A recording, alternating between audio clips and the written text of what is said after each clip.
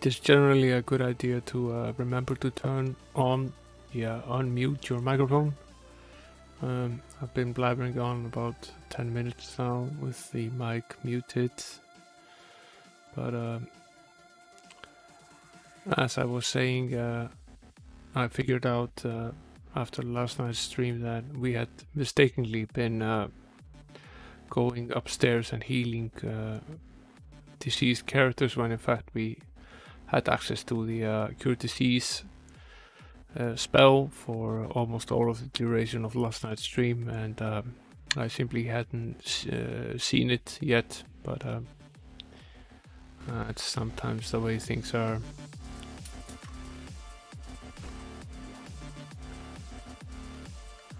So we've started our mission to go down into the cavern here and continue exploring where we left off last night.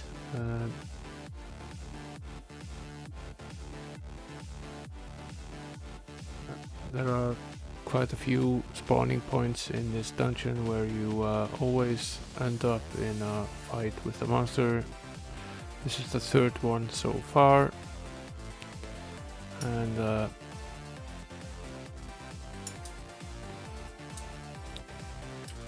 these are some of these battles are quite difficult. You at least have to can't rush through them with a quick fight, but so far they haven't, at least haven't been having any major problems. No one actually needs healing at this point, so we will block.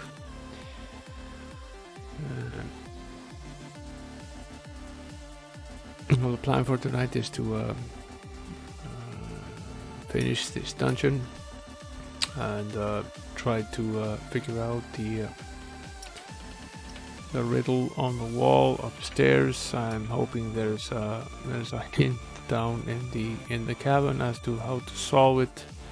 I made some attempts today to solve it by putting it into a WordPad document and rotating it around and ordering the letters in various orders and applying rot 13 and rot 7 and various other tricks to it without success. So I could at least do with a hint as to how to solve it. So hopefully somewhere there is a little hint on the wall somewhere telling us how we can go about solving it. I believe this is the yellow interleaf. In the first time we gained a hint as to how to solve the green interleaf, which basically told us that we would need to order the letters in a certain arrangement. And similarly, I'm hoping to find some way of solving the yellow interleaf.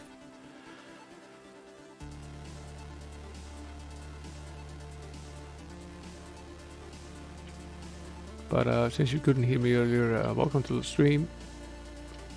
I hope you're enjoying this game as much as I am. I've been having a lot of fun playing it again at a slightly older age. I was only 12 when I played this game on my father's Mac SE. So even though I spent a lot of time working on it, I never really got very far. I probably got about as far as we are right now.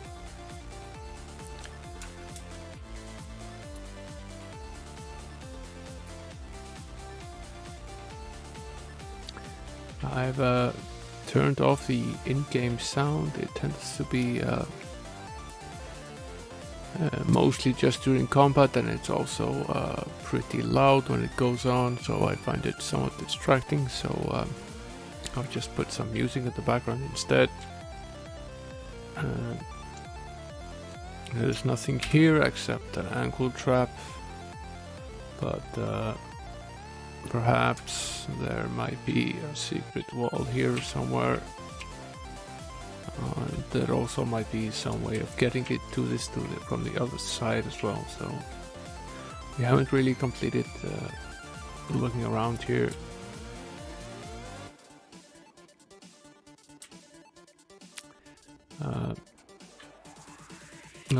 The reason why I'm turning like this is there are various messages scribbled around on the walls down in these dungeons, and it pays to look at every wall to see if there is indeed something written on it. So I tend to turn around a bit.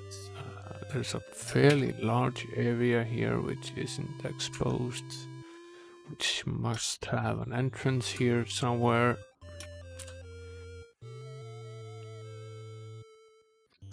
So now it's just a matter of finding where it is.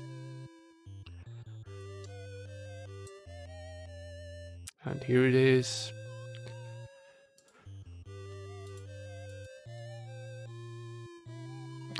We've leveled up enough at this point that when we run into the low-level monsters, they simply run away, making the battle very easy for us. We found a significant amount of treasure here, some 500 gold pieces per share, so that's over 3,000 for the party in total.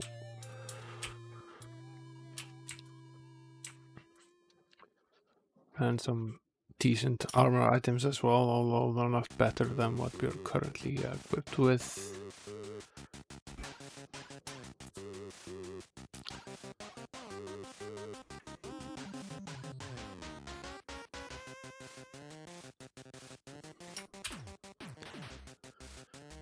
Let's see, we can go up here and take a look at this part.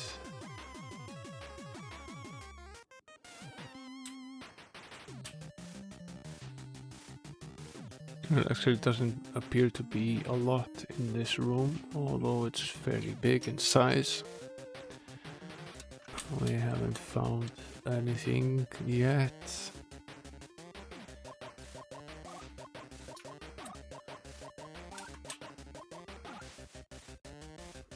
Here is a message.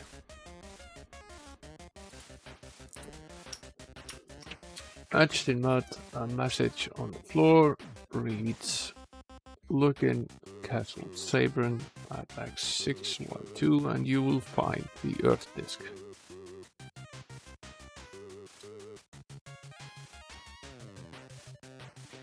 So I will jot that down in my WordPress document, and we will trudge on.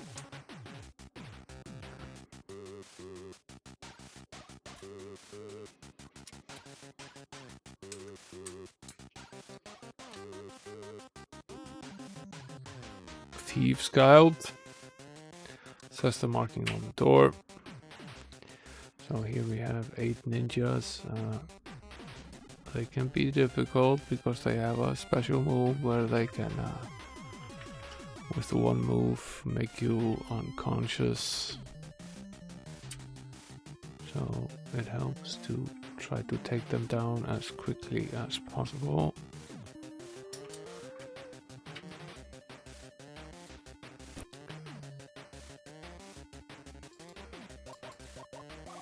As you can see here, with one hit, Drog is now unconscious, even though he had some 60 hit points remaining.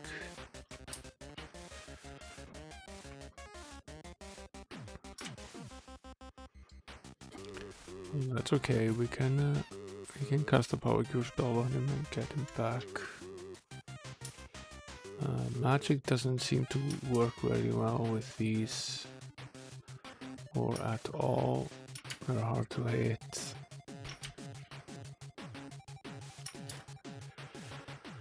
But we made it through fairly easily.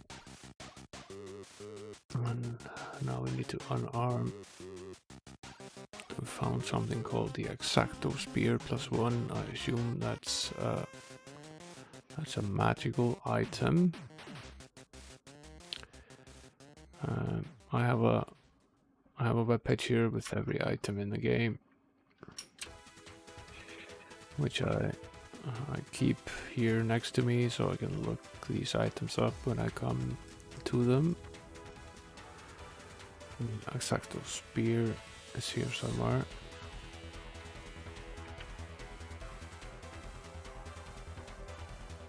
It increases your accuracy by some 6 points, which is a lot. So I think it's a solid idea to give it to William Tell, the archer, because he is more often than not in the front line of battle, but instead using he's very often just using his fireball bow, in which case the Exacto spear will basically just increase his accuracy with the bow, which has now moved from 21, which is basically the maximum you can get to start the game, and be magically altered to 28, since the Exacto spear already gives you accuracy +6, and this is a +1 item. It's not a great melee weapon, but William Tell isn't really caught in battle all that often with the melee weapon. He's more often shooting with the bow, so I think we will take that loss. Here we also have a battle axe +4.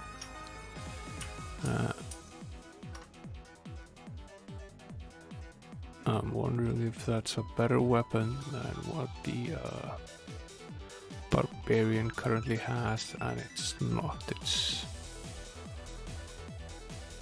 not a better weapon the Barbarian has, so we will simply trade that item with the Paladin and sell it when we go back upstairs at the blacksmith.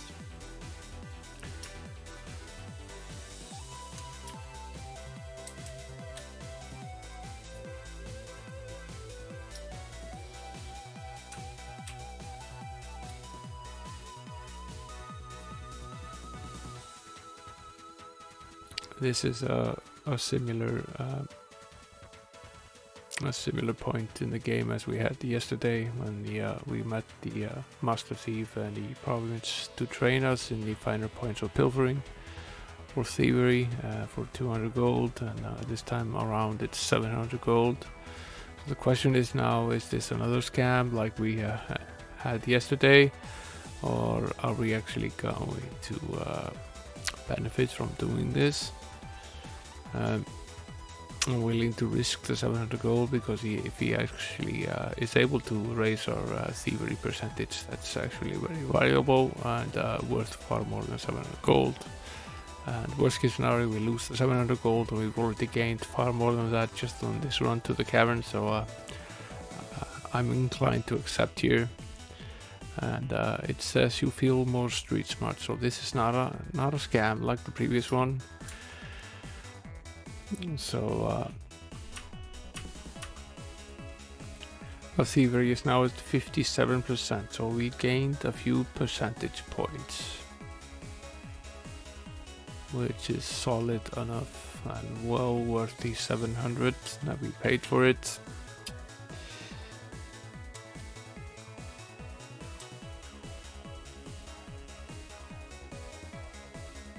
So that's this part done here, and now we're more than halfway done with the cavern, since most of this area here, secret area here, was just a bunch of empty space and not actually something that hardly any encounters or tough battles to fight. So now we go back down here and go downwards.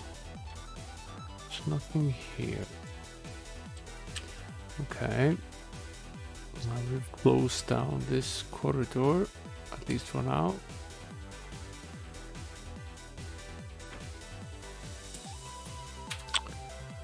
There's another door.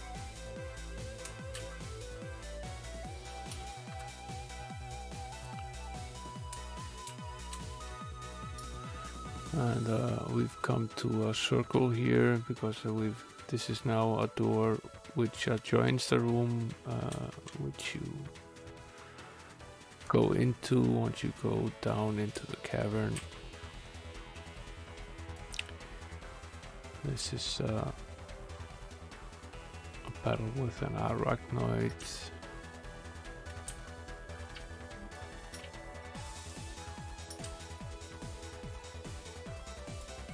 A fairly easy one, but we will rest anyway to regain our hit points. And explore this little room here, which seems to lead back into a room where we've already been.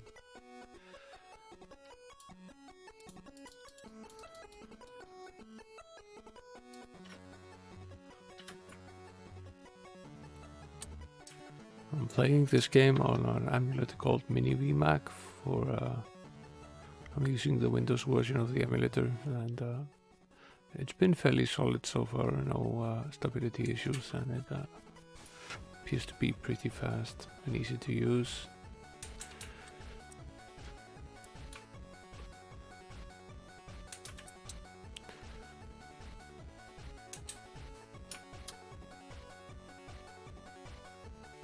Okay, now we're back down here, and I want to continue exploring this room and mapping out every area here. Spread around these caverns are these ankle traps, which if you step into causes you to lose 20 hit points from any random character in the party, and they're a little annoying, but mostly harmless.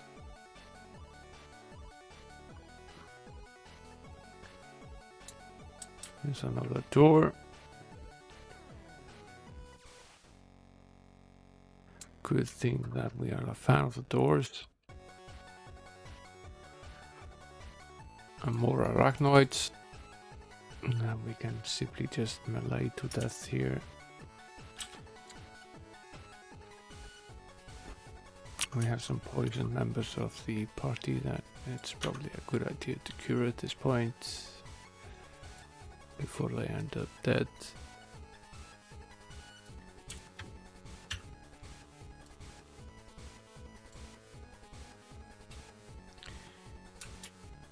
And now for this room.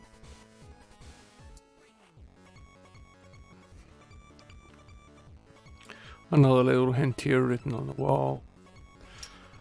Travel to and around the elemental plane of water where encasement can be found at XY, Y1, X1, Y1.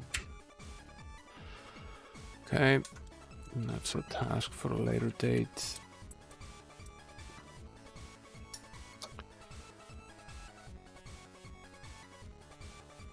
Now it's just the bottom part of this that remains here.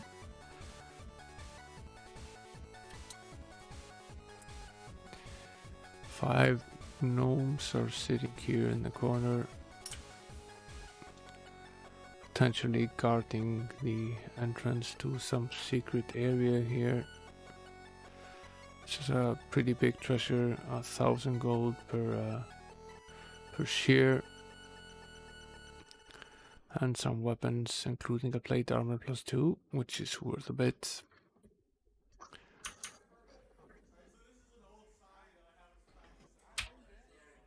Okay. This is not the entrance to the secret room. Might be on the other side as well. Or there might just not be a secret room here. We might have to go through the last door in the room where we came in, which is this door here. Another pretty big room.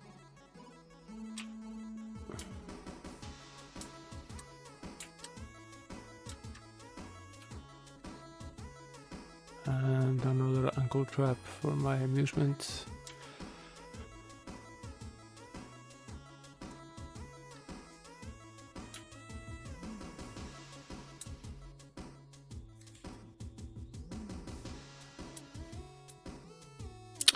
And some more gnomes.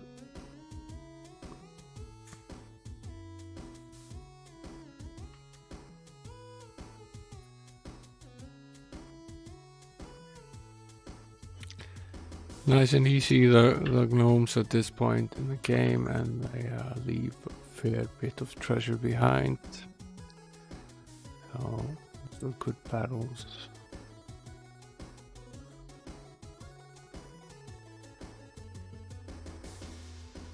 Now this is a more interesting one.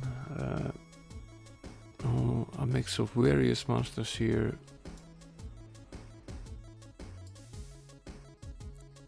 Probably start by taking out the screaming parts and the snapping spores, because they are able to attack multiple party members in a single turn.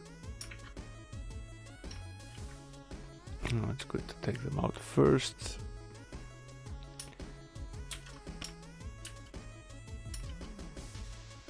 It seems that we need to find some weapons for the cleric. There's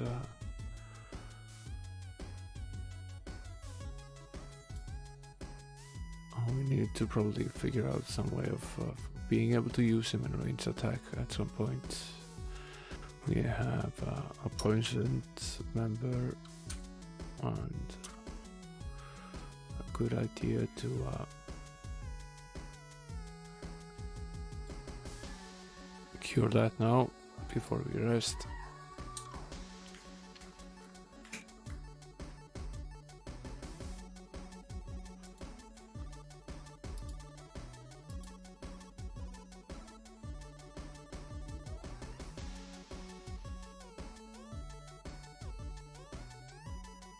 Okay.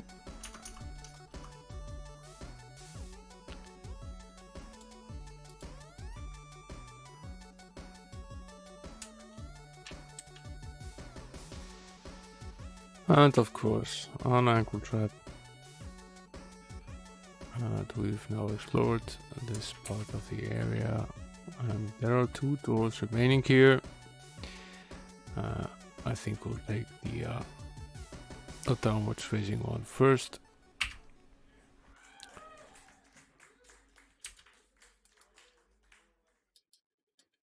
Where we can land into an encounter with some bats here.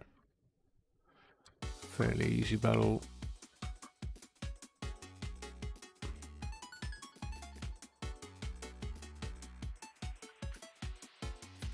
And now to explore the rest of this long corridor here.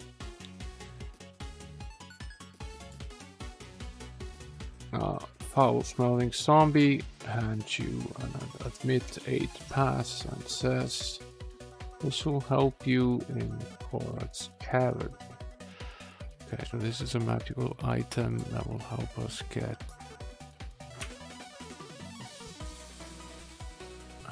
in Korak's Cavern at some point. And I like to store these items, like the keys and the various items that you will need to use later in the game at later last 2 characters, usually the second to last and last character in the party. So I don't accidentally sell them at the blacksmith. The cleric has the green key and the yellow key that we've already purchased, and now Magic at the Spell also has the admit 8 pass.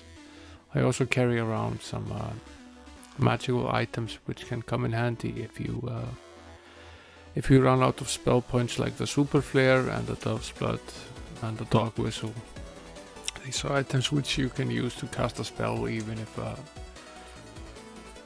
if you run out of spell points.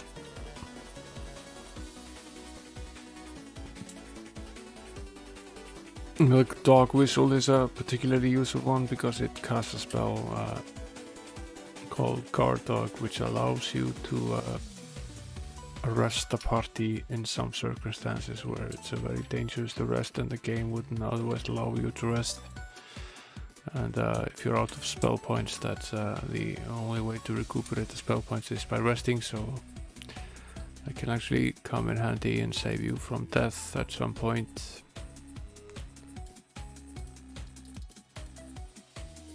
Here we have some mutant swines. These are the most difficult of the swine opponents, of which there are many, including the perhaps the most famous one, which is the orc.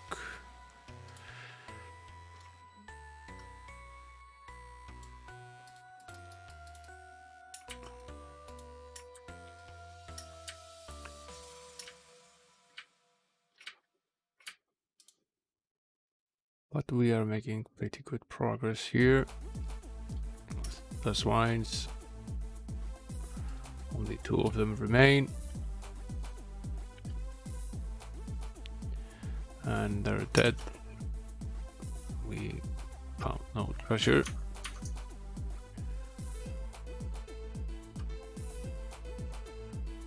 In addition to not flying, it appears that pigs don't have money either.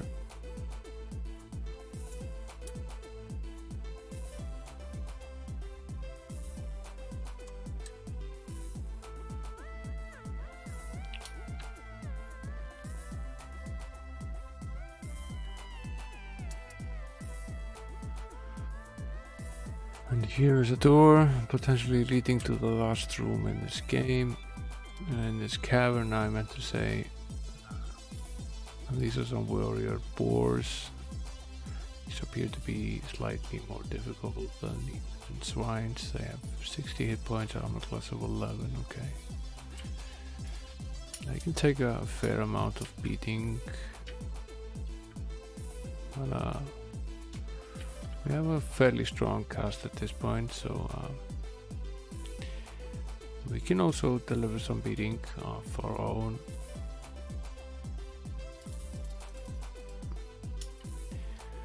We will at least not quick fight ourselves through this battle. It's slightly more difficult than that.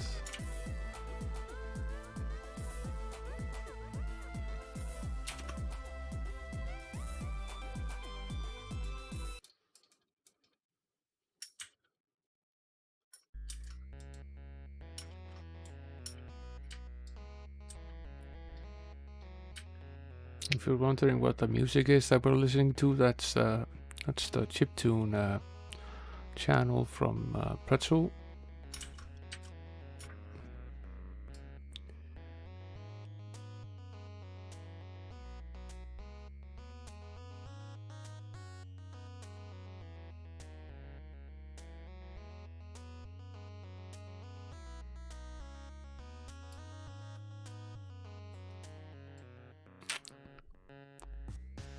Just a random selection of various chiptunes. I have it set to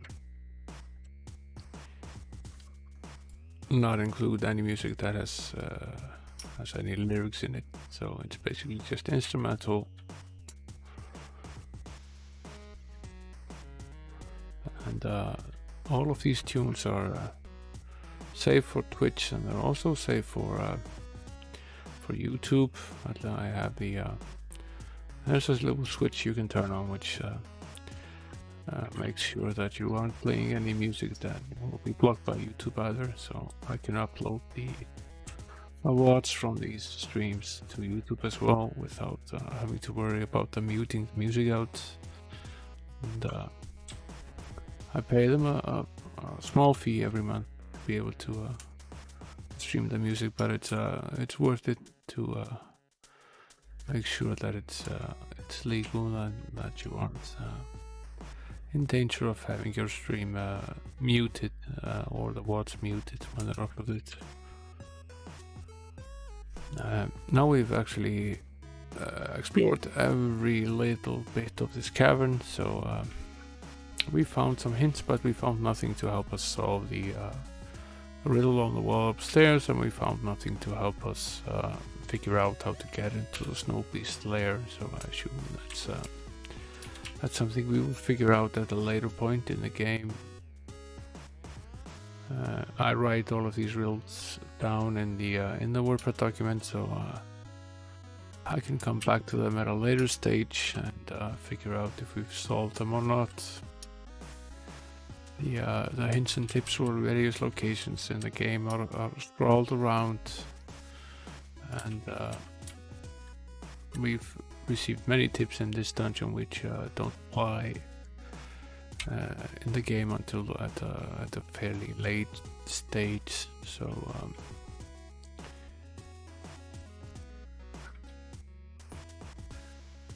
it helps to explore every bit of the surroundings and every bit of the dungeons everywhere to get find every location in the game. What we're going to do now is we are going to travel back using the portal to Middlegate, which is the first town in the game, and there we are going to visit the blacksmith, and we are going to sell some of the loot that we found down in the cavern fighting the monsters. We have to move the loot that was passed down to the hireling up to the knight, because the hireling characters, which I pay as a fee,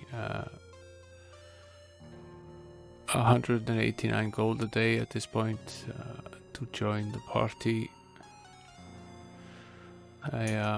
As the game advances and they become more advanced, they do get more and more expensive. Sure, Hiron with the other one is now 19 per day, but the barbarian is 189, which is significantly more. We will also use this opportunity to we also had something on the third character as well that we wanted to sell.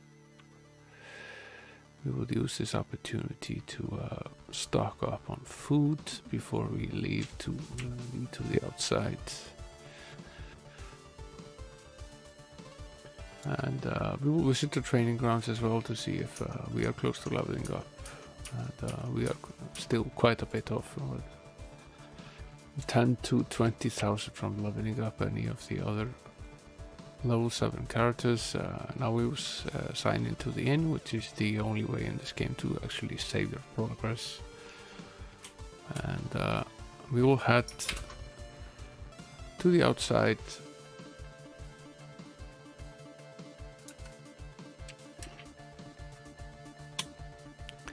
We are at the city gates, and yes, we do wish to exit. So basically, every map in this game is a 16 by 16 point map, and there are 5 towns and 5 caverns beneath each town. So there's a cavern beneath each town, so that's 10 maps. And in addition to that, you have all these outside areas, and there are 25 of them, if I remember correctly, and they are numbered and labeled from A1 to E5. And we are now here at the town of Middlegate in area C2, which is around the middle of the map.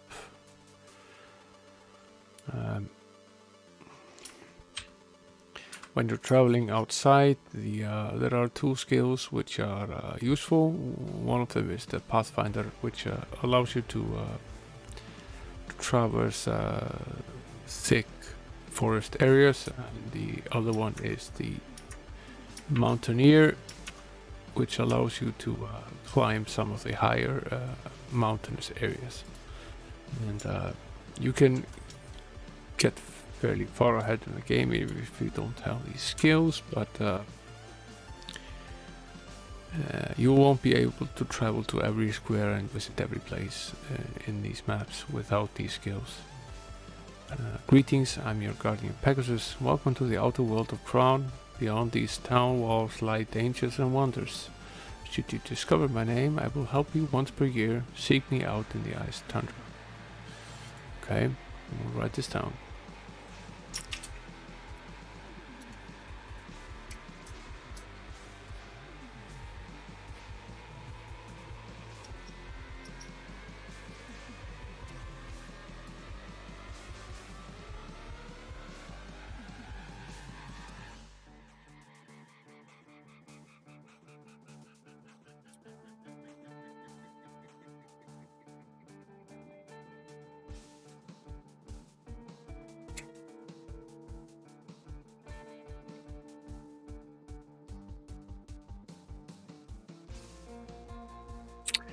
I've written that down.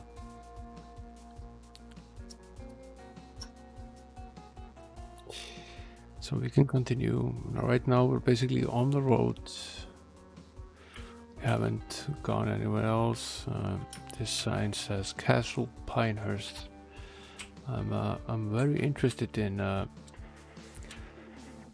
trying our luck with one of the castles. Let's see if we are up to taking some of the castle enemies. There are various areas on the way where we might be able to do some further exploring, but for all intents and purposes we've now moved from area C2 to B2 and now to A2, where obviously this castle is. Before you stands the hold of Lord Peabody, Castle Pinehurst. Enter, yes, we are interested in entering. Castle guard exclaim, no key, no admittance, force your way in. Yeah, why not?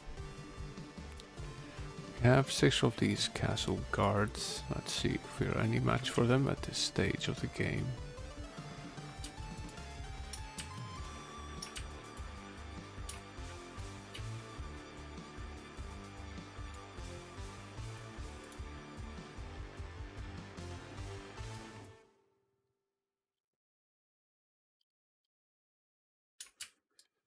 It's at least not a total wash. We are able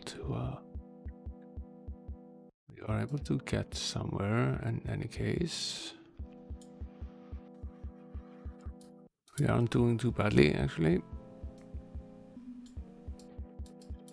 I think we can easily take these if we're just a little bit careful when we fight them.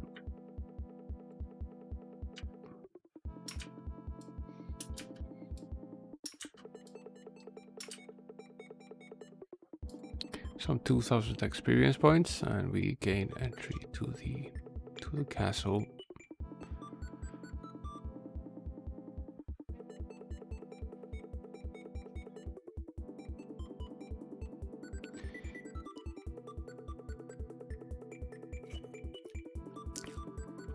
We found a significant amount of treasure, some 15,000 gold,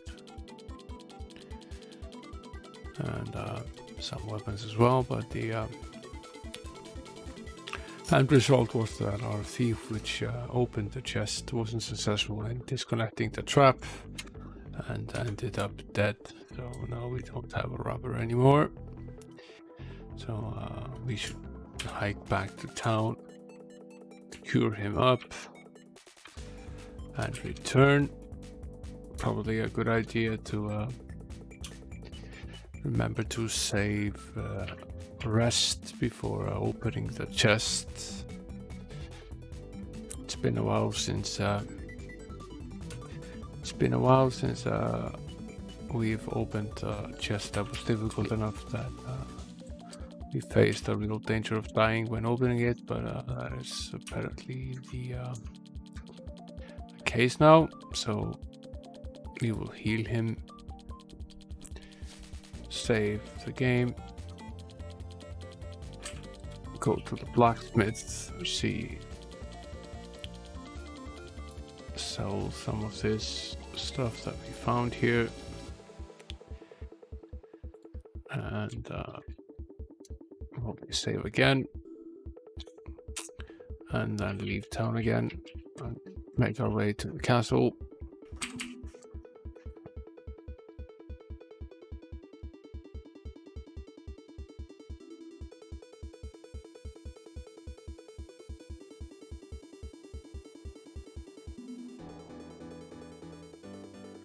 And yes, once again we will force our way in.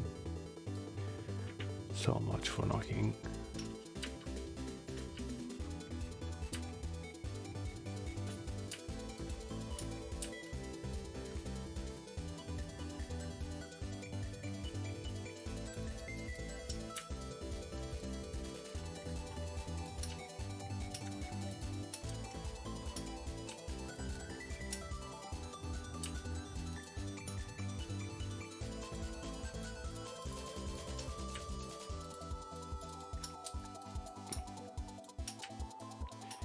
Again, this is a fairly similar battle to last time. If anything, it's going slightly better. Now to rest before we search. And again, we get hit by the trap in the chest. And again, the robber is dead. And again, we found a pretty decent treasure here.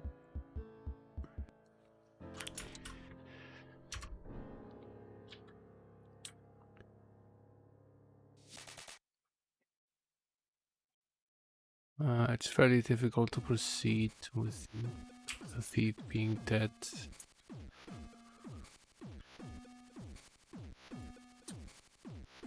Because we aren't able to unlock any chests. There's a sign here in this room that says unmarked or deadly, and I assume that means that the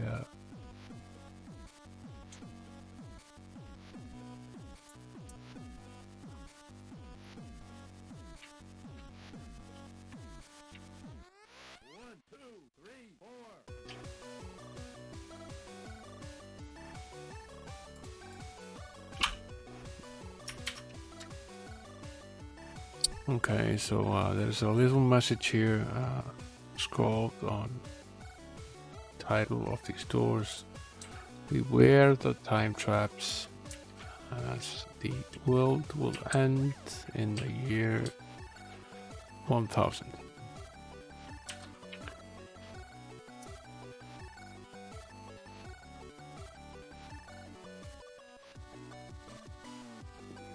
Okay.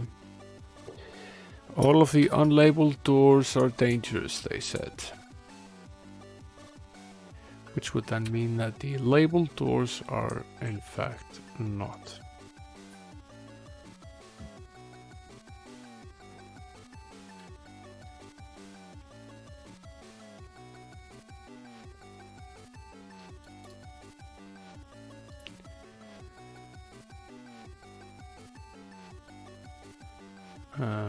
Outside of actually being able to open the chests, so far the battles in the castles have been easy enough.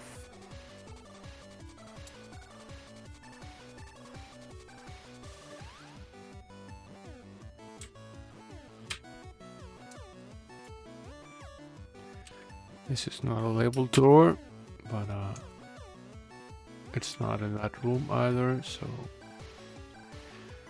can continue exploring this castle a little bit. I run into some lizards here. They are not that difficult to deal with, but there are quite a few of them here, so it's probably a good idea to at least move slowly while attacking them.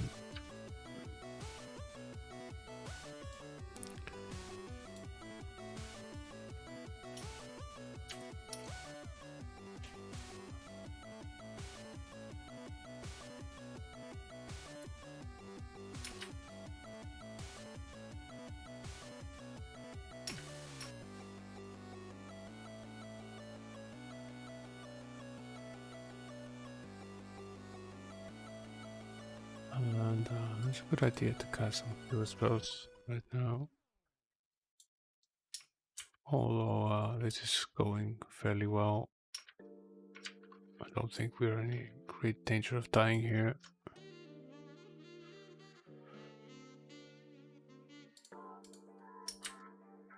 As long as you don't do something incredibly stupid. I think we're mostly done here. Yeah, we are. And there's nothing here.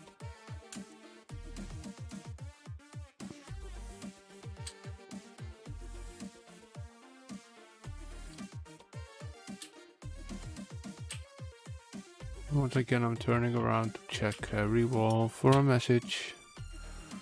And we are now at the end of this corridor here. And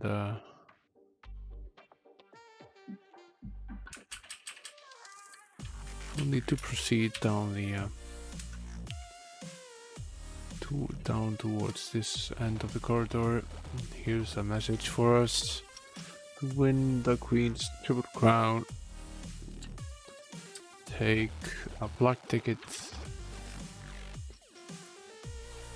to the arena,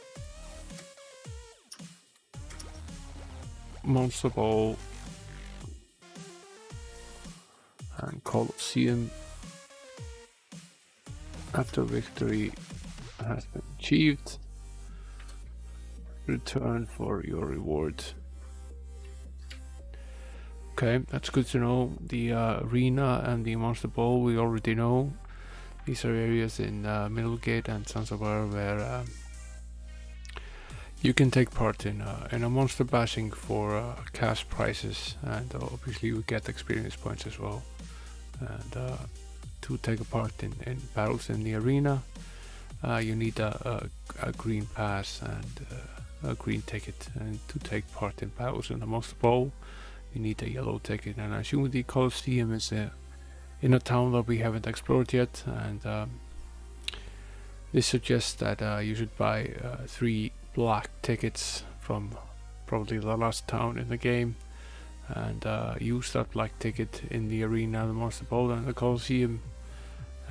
Achieve victory in at least one battle in each of them, and travel back to the castle for a reward. So that sounds good. We will do that at some later stage.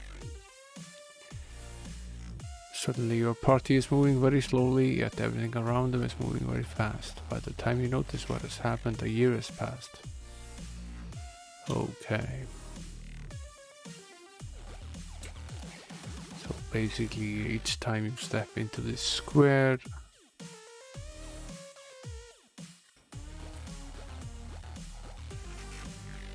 you lose a year.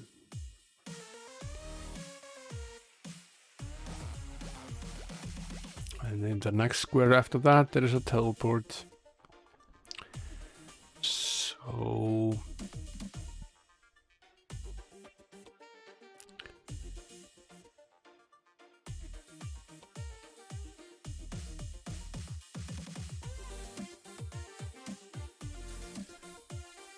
we need to take note of that. We are in 15-4 right now. 5, 6, 7. So it's Y7.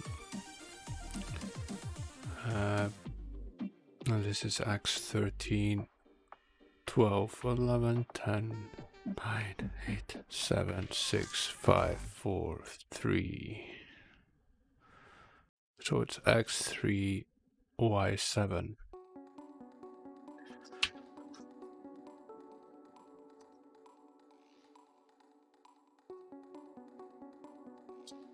We're obviously not going to just allow the time to pass here for 3 years, so we're not going to step into this square at this point. So we'll just allow ourselves to die at some point in this castle. But I'll jot down these coordinates. What we can do is, at least for now, is to use the jump spell to jump over the square, but that also means that we would land directly in the teleport that just took us here. So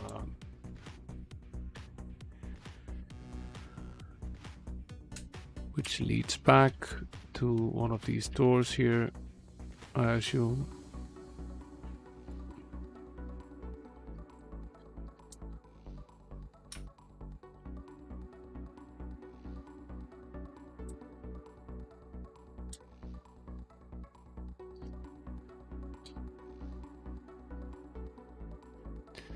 We run into a battle with some of these flesh eaters. There's also some carnage spirits now. We need to be a little bit more careful around those.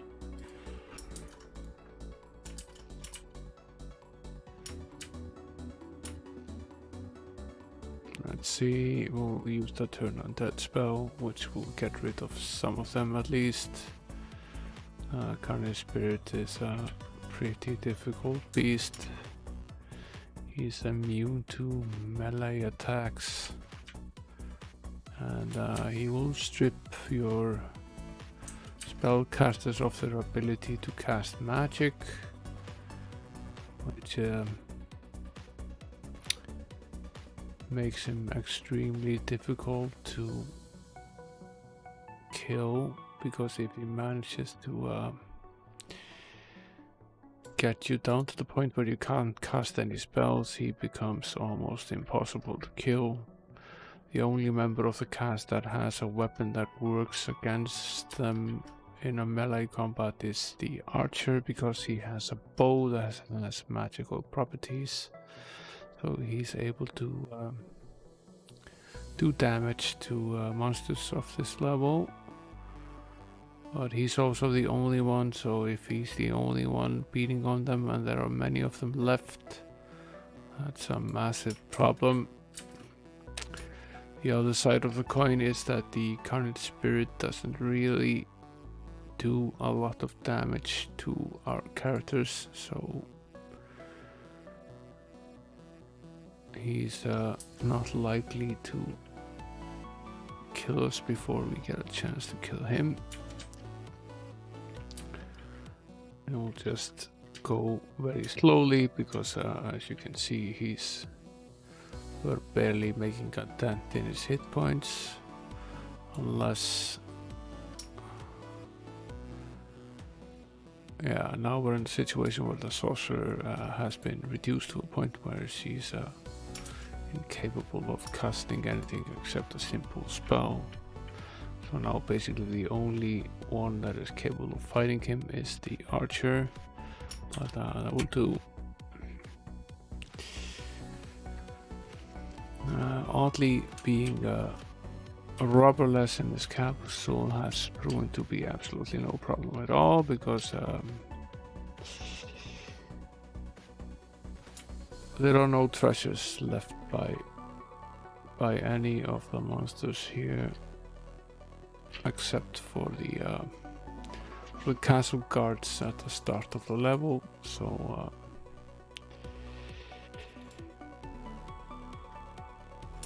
it hasn't really proven to be much of a problem, except for now. We found a trap.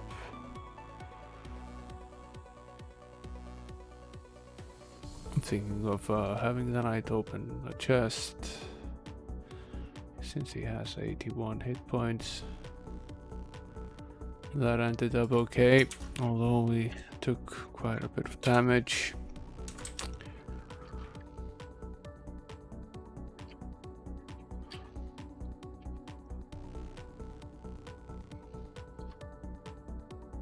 Okay. These are basically corridors that go all the way around, it seems. And you have to wonder if there are more time traps like this left to be found.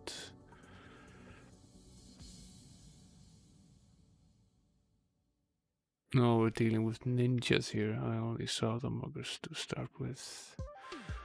Means we need to think a little bit about what we're doing here. The ninja is a formidable opponent.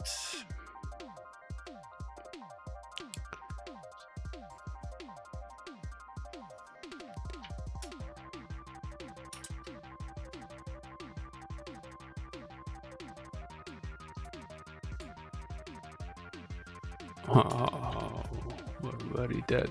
Okay. We were going to have to return to the castle anyway due to the issue with the time. Don't really want to pass the time very quickly here if we don't need to. And my plan for now is to go back to the castle and fight the guards, and simply not open the chest. So we will fight the guards, but we won't take the treasure, which means that the robber will get to live. There's a right door and a left door, and this is a room we've been in before. We know exactly what is going on here. Now it's a question of remembering which door we went through. I think it was this one. I believe it was this one, although I might be mistaken.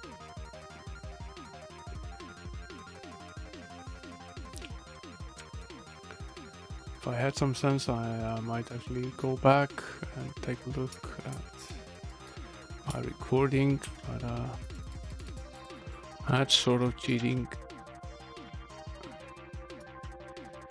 I'll take care of these minor demons first, because they are able to cast fireballs, and which can inflict quite a bit of damage, so it's not a good idea to allow them to have multiple runs at you at least.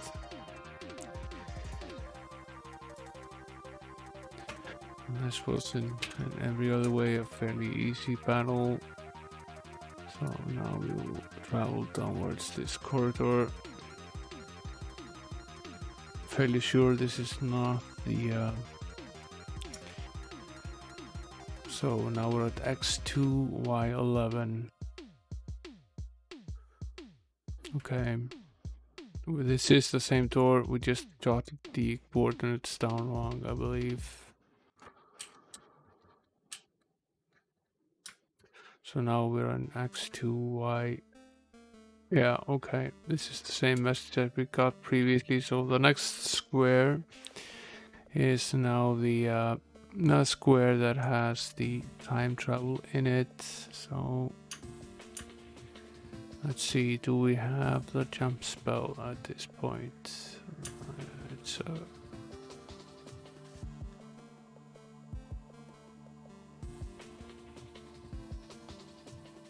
yeah, we do. Yeah, we get teleported again like we did last time, except we skipped through the square that lands us 1 year back forward in time, which we don't need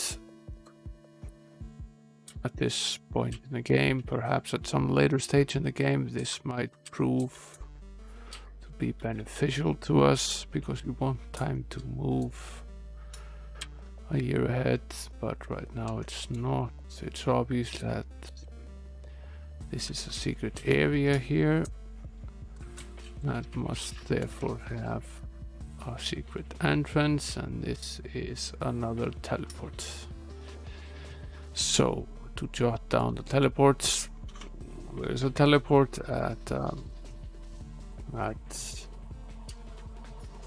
X2, Y8 in Castle Pinehurst.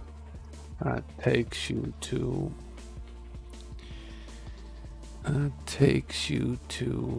this here, which was X15, Y 7654, Y4.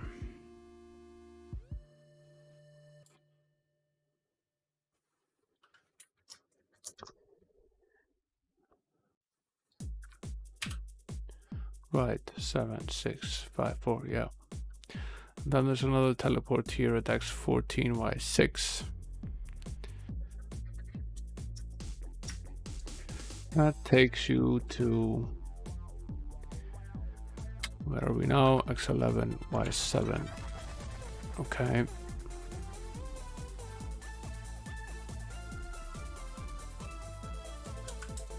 We can simply go back to where we were. That won't take us very long. We just have to remember to jump, which is easy because we get this message here. And jump again, and the teleport is active. It's 15Y4. So now we simply won't. We went the other way. We won't take care of these super sprites because they can curse us, and we don't have any spell that can remove that condition at this stage of the game. We have to wait for a spell called Remove Condition, which will allow us to do that. I think that's a level 9 spell for the Cleric.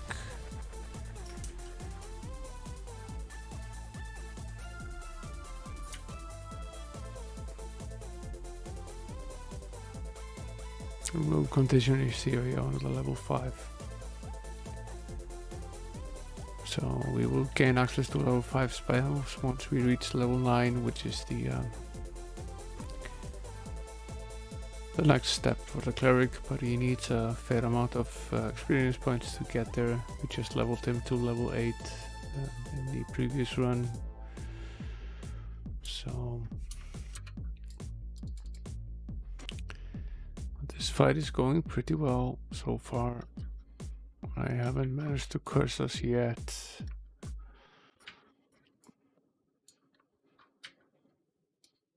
And now these giant lizards remain, we can easily take care of them. Okay, I'm gonna rest here. Call up the map. Yeah, okay, we went the other way. This is where we were previously.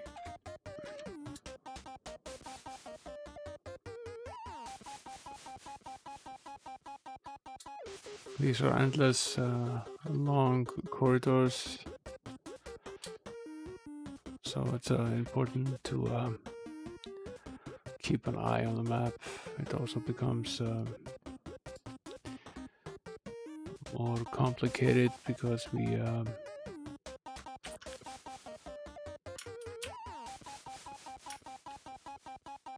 have these teleports, so we need to be very careful as to where we step, and try to write them down so we don't endlessly run into them. This lost soul here is a fairly difficult enemy. It can drain your spell level, so that makes you incapable of casting spells, which is a difficult situation because we still have 9 of these soldiers to fight, and they are these numbers. It's at least fairly difficult. It's far more difficult if you're unable to cast any magic. We should start healing some of the cast here.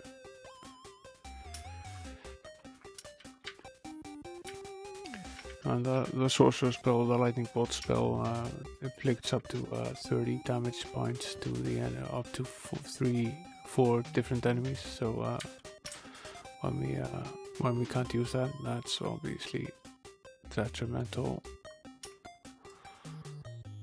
It'll take us a longer time to beat them without being able to cast magic. But we made it through this fairly easily. Good idea to rest before we search.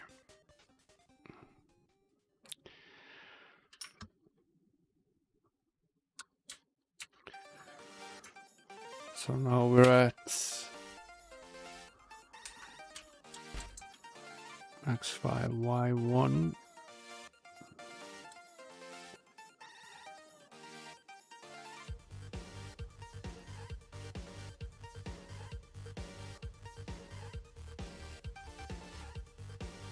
Flesh eaters and some minor demons.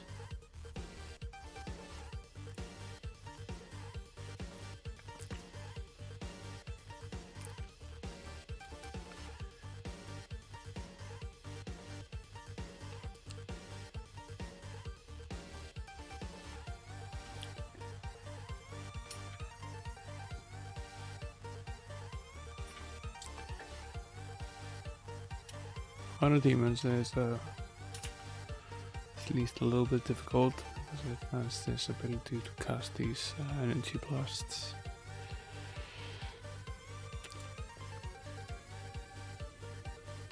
We're also somewhat immune to most of these energy spells that we are able to cast at this stage, so we can't inflict as much damage on them with the spells as we can with some of the other monsters, but only 5 of them, so it was all quite doable. Kill the disease here, rest search for the treasure. And we're finding a lot of we're not getting a lot of gold, but we're finding many valuable items, so that's good.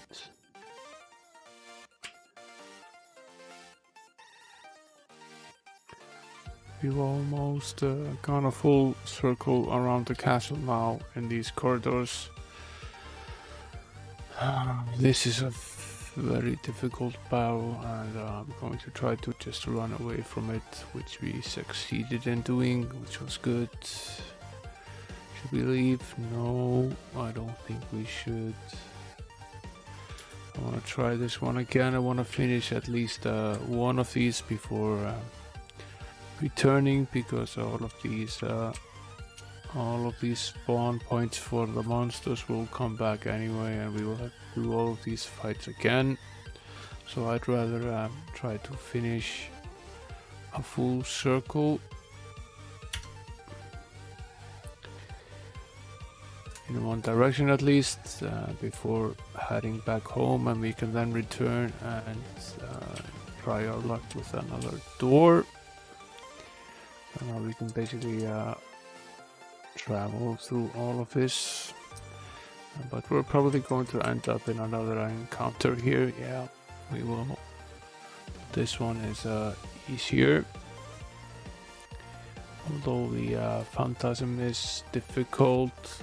We still got the advantage, so it didn't get to attack us first.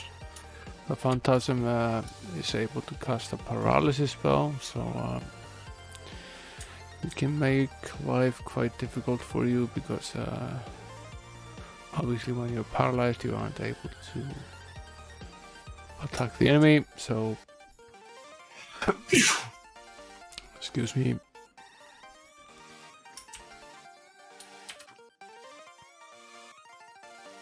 And if you end up in a situation where all of your characters are paralyzed, you are dead.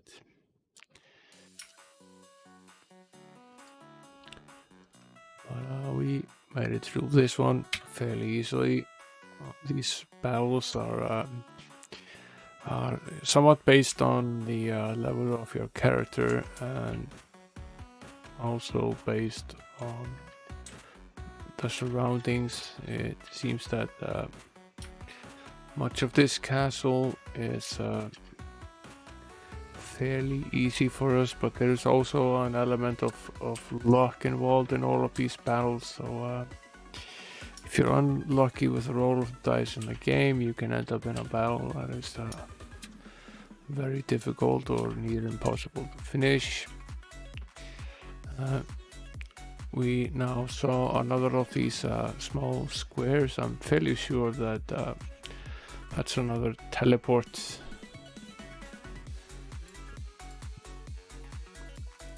So it's entirely possible that there is no way to exit any of these corridors without using the teleports.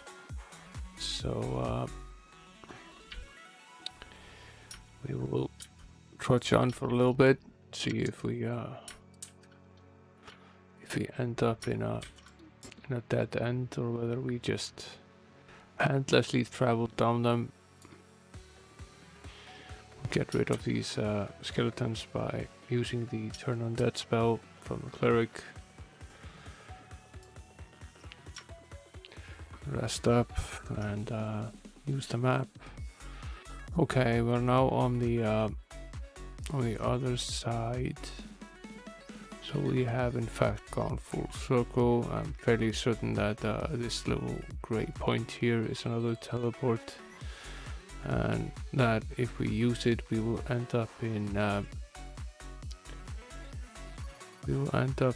exactly the same location as we did when we used this one, which was X11Y7, which is basically in the middle of this room where we came in. But it also seems to lead into a circle with the other room. So let's go down this way. We accidentally went the other way earlier when we arrived here, so we're approaching the point where we came back in, so we're close to having done a full circle now. This was uneasy enough battle. Some vermin. Yeah, I assume if we go down here and we continue our way down here, that we will basically end up here with the teleport, and I will probably travel back and use the teleport on the other side, so we have it mapped, and then we can leave the castle, go back to Middlegate and save the game. We can then come back and try another one of these doors.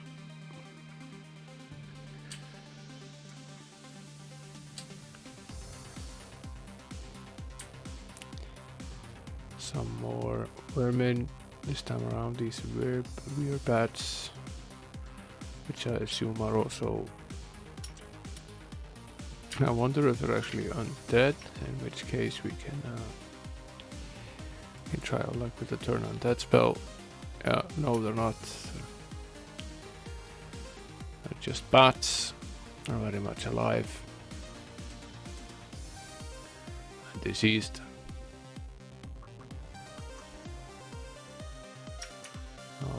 Now to cast the cure disease spell before we rest up, so we can recuperate all our hit points.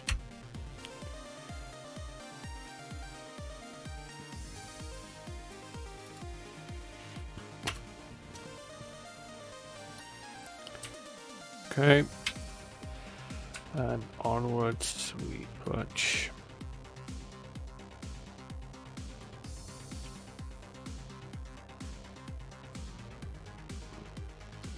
We're again at this point where a year passes.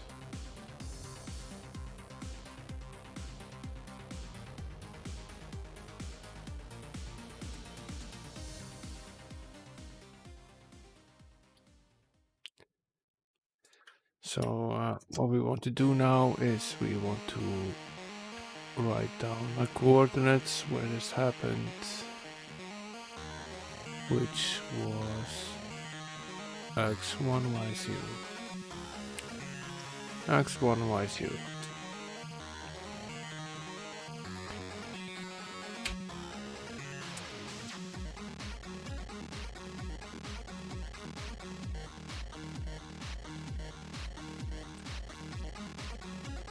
Next to y0 actually. And that probably also means that the there's no teleport this time on the other square next to it. So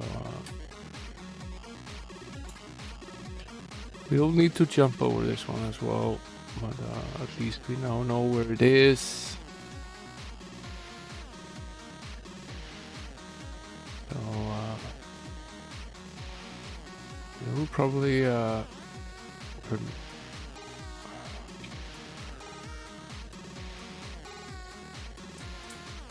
gonna verify my theory here that the little square on the other side is that is interesting. It doesn't happen when you're okay, it does. It doesn't happen if you're traveling in the other direction. So you can move past this square if you're traveling north.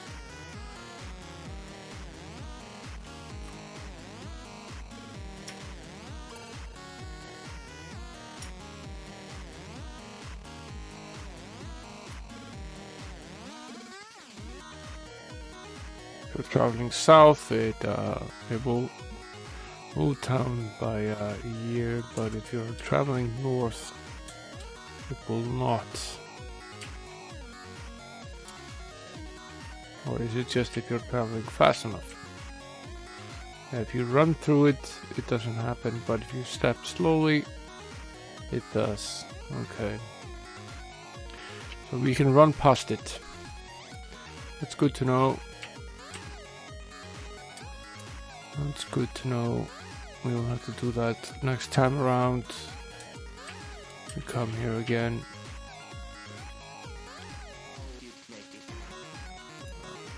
Scribbled on this wall. This is not another teleport. Scribbled on this wall. It says find my mirror image. And you will find the way out. So that's basically a hint as to finding the box on the other side is exactly the same, which again was the way out. So now we fully explored this area, and we still need to go back because I'm not gonna lose some 3 years of time. So I'm not gonna save the game having lost 3 years. So what we'll do is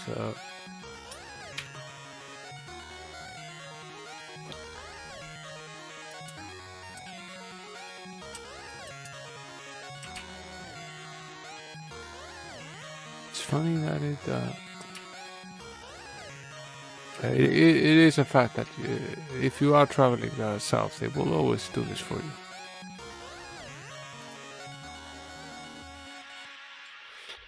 Okay, so we need to be aware of that. We can run in the other direction and map this square. We can't run in this direction. Okay, we made it out here. And now I suggest we try one of the unlabeled doors.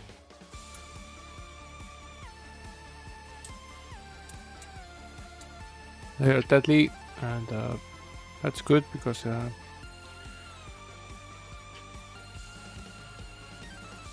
okay, this is not a deadly door. This is the way to the throne.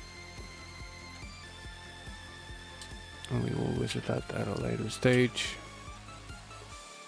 And what we will do right now is we will just block and allow these monsters to bash us down.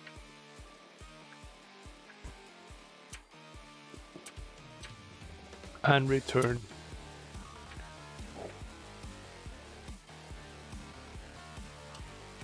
From our last save.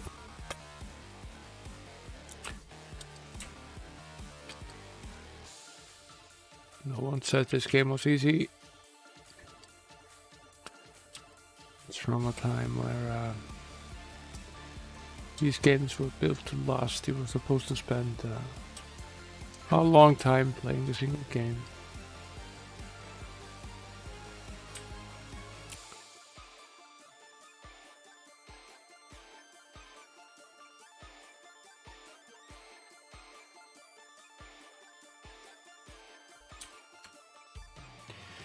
And again, we will not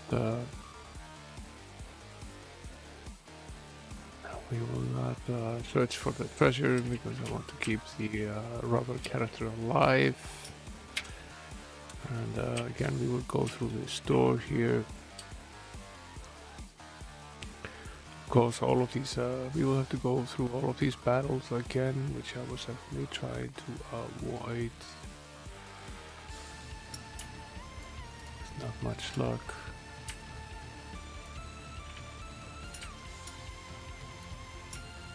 It's at least good to know how to avoid them. Turn undead, get rid of some of these. We still have quite a few of these giant beetles, but I think we not that many. We can easily take them down with a quick fight. Fine, we'll rest. We don't need to check for hidden messages anymore because we've done that already.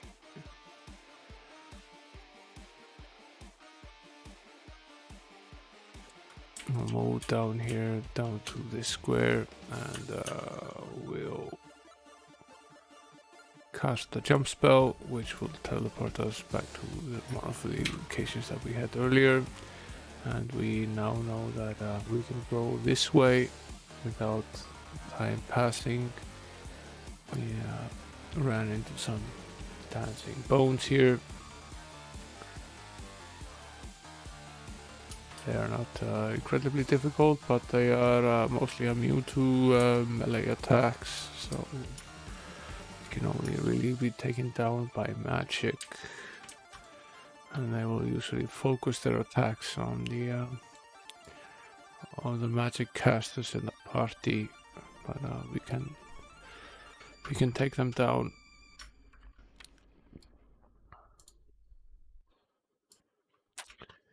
We will rest and then continue running here. Time didn't move this time around. We end up in another battle here. Get rid of this windmare here. And then we can easily just bash our way through the rest.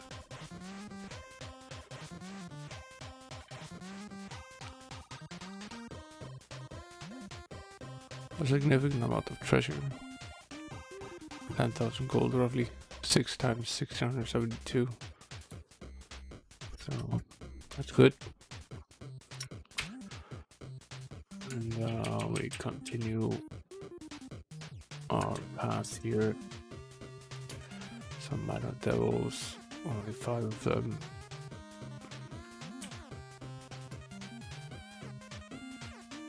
Still dangerous due to the fact that they can cast these fireballs, which make them difficult to deal with because they can inflict a lot of damage to a lot of characters at the same time. And we weren't successful in this one, so we'll simply try again.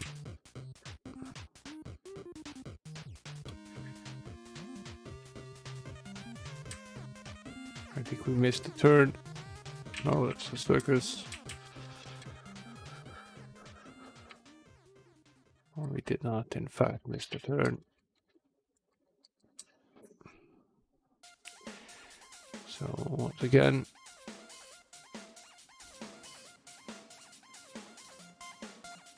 this game is a typical example of if at first you don't succeed, dust yourself off and try again.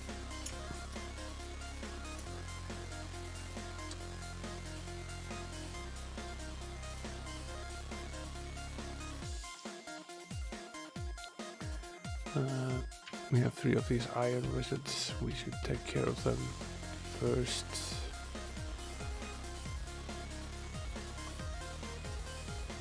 Okay. We didn't manage to take care of them before they took care of us.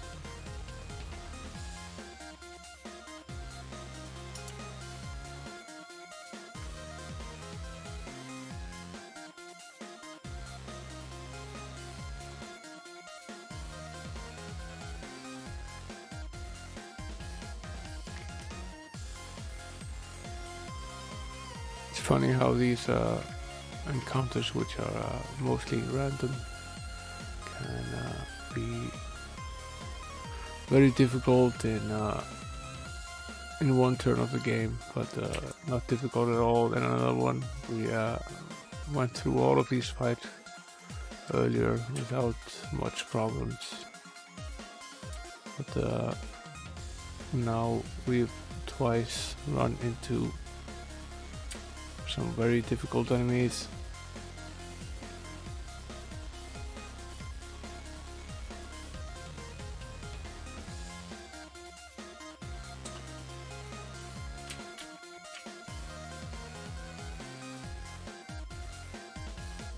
There's a saying that goes that if you do the same thing again and again, expecting different results, that is the definition of insanity. One thing with this game is that it is in fact not the same thing, because each of these encounters are random. Wow. Took a lot of damage by finding that treasure. Ended up with a dead robber again. I'm tempted to explore these areas anyway, since we've made it all the way here.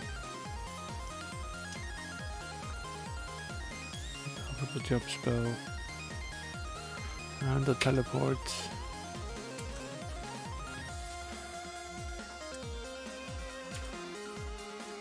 Some of these giant lizards.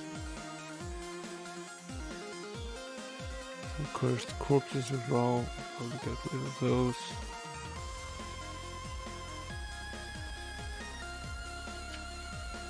Definitely don't want them around. Not particularly interested in being cursed.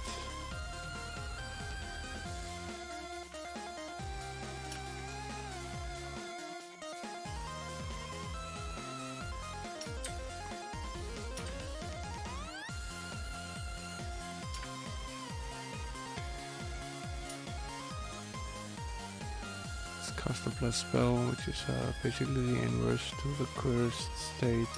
It allows you to increases your likelihood of hitting the monsters. So now we've gotten rid of all the cursed ones, and we can then finish off the lizards very easily. Now to keep running, exploring this area. This is a very difficult battles. These jugglers are very difficult to take.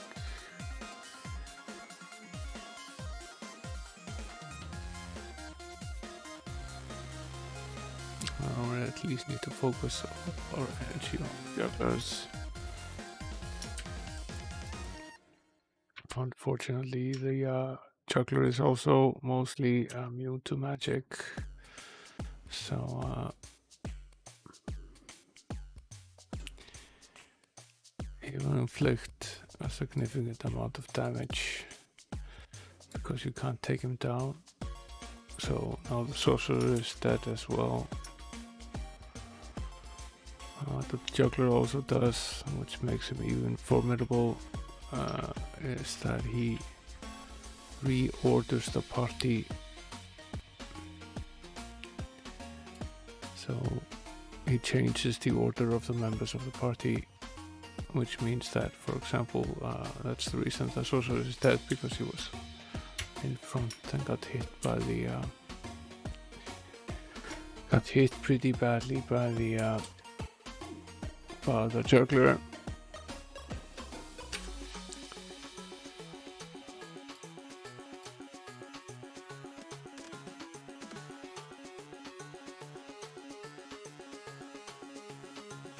The weird bet isn't all that difficult. We can take care of that pretty easily, although we now have 2 dead cast members.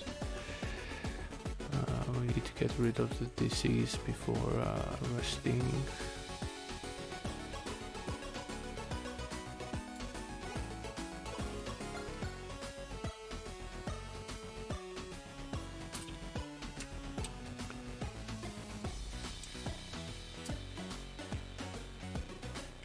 Somewhat unfortunate that the sorcerer and the robber are not gaining the experience points from these battles, but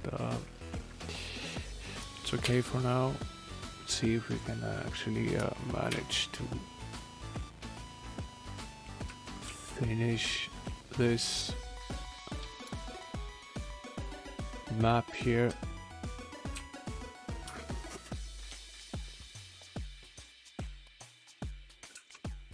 We know for a fact that we can go this way because we already did.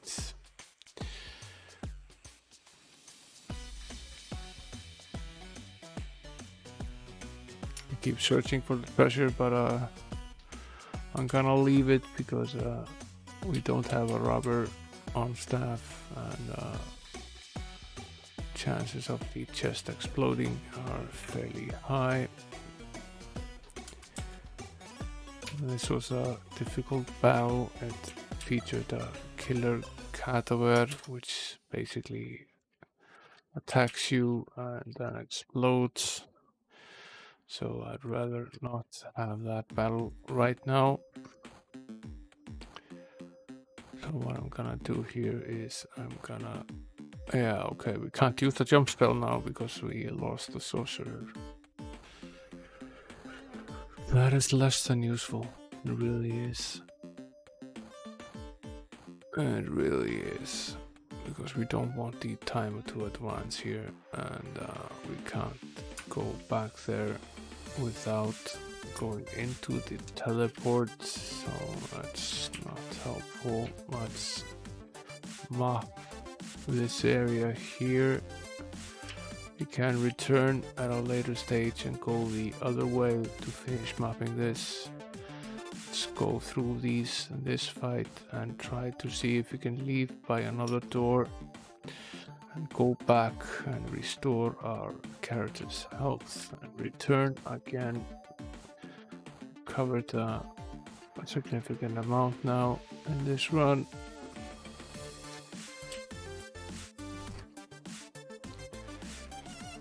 This is a dead end, so there is no way to get out of this again.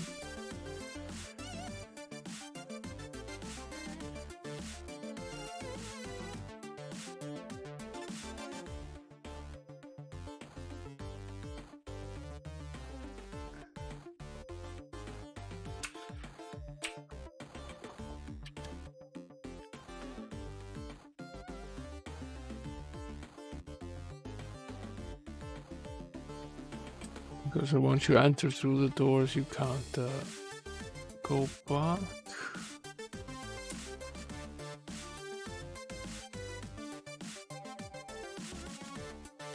Let's see.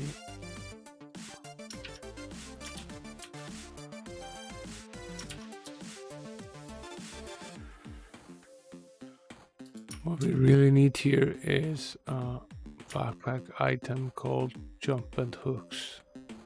A rope and hooks, sorry. Which you of course don't have.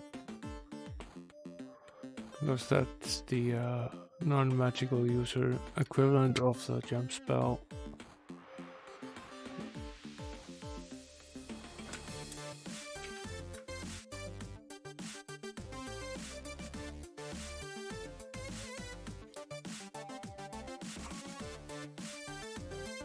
I'm very much afraid that we will have to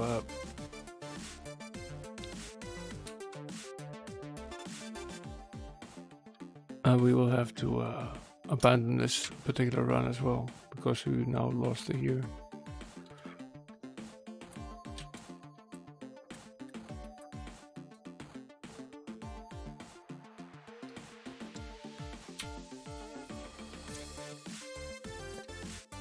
We will make one more run at this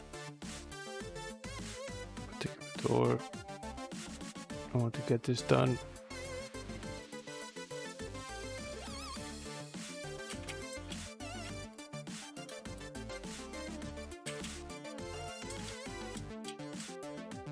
And if we aren't successful, we will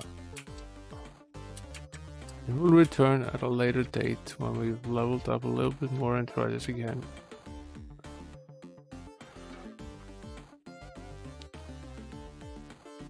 Although most of the battles we've been in haven't been very difficult, we've also faced some that have been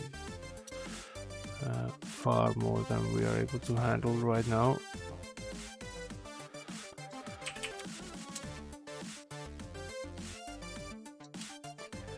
We'll map this room here, enter through this door.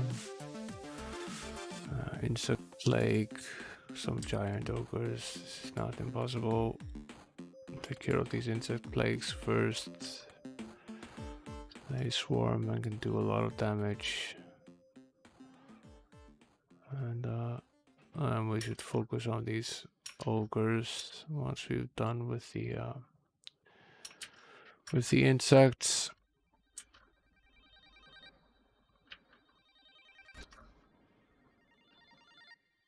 Probably use some of the lightning bolts on the ogres, since they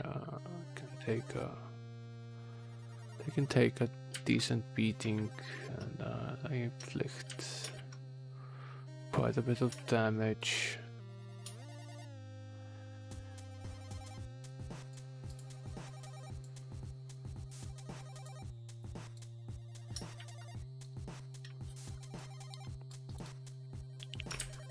But there aren't that many of them, and we sort of had the upper hand because they were in the back and not in the front when the battle started. So we were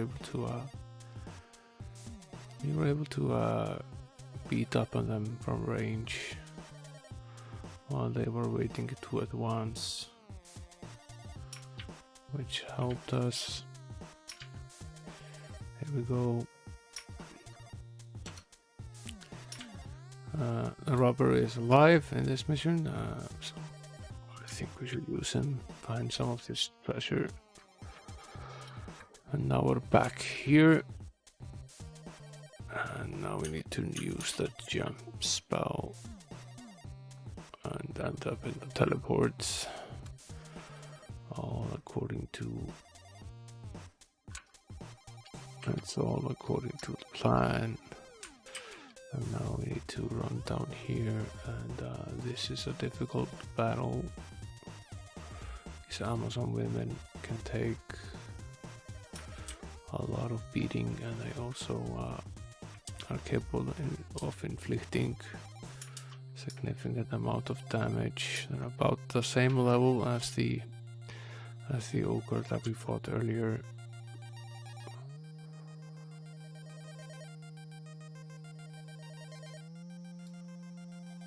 And perhaps even slightly more powerful.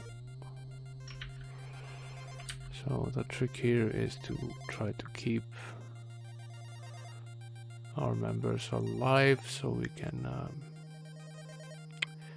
continue bashing at them.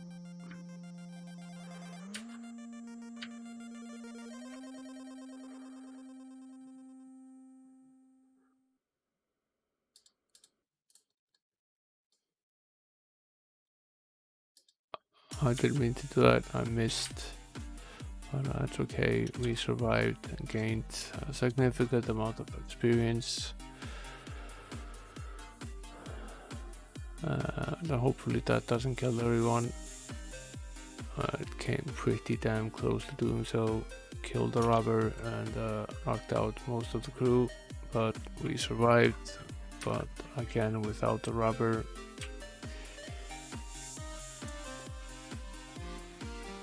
I'm fairly sure that the robber needs to level at least one more level before making it very far in this castle here. Now that the robber is dead, I think we'll just leave these chests. We'll just try to map this to the best of our ability. See if we can finish doing that and go back to town. We might try our hand at the throne room, since Ned might have a quest for us, although it's perhaps not likely that we're able to complete it at this stage.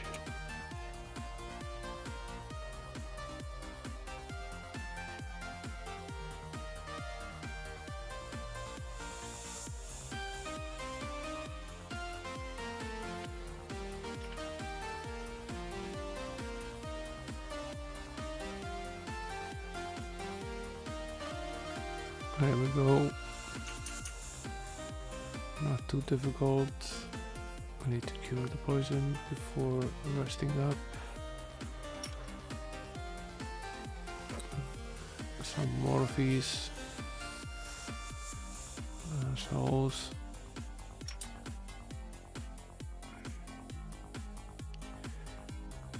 Slightly difficult now because they're able to attack us while we're sleeping and cast a paralysis spell at the same time, so that makes things more difficult.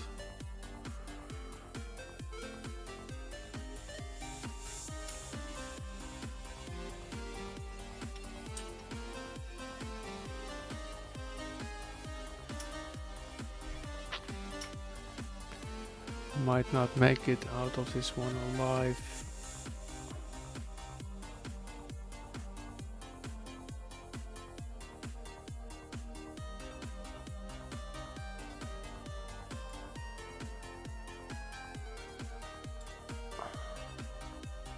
I think I'm gonna heal the cleric,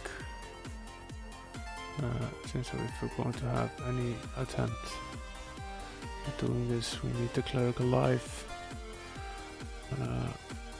He's now paralyzed, which is not a good state, and now we're dead. I think we will give up on the castle for now.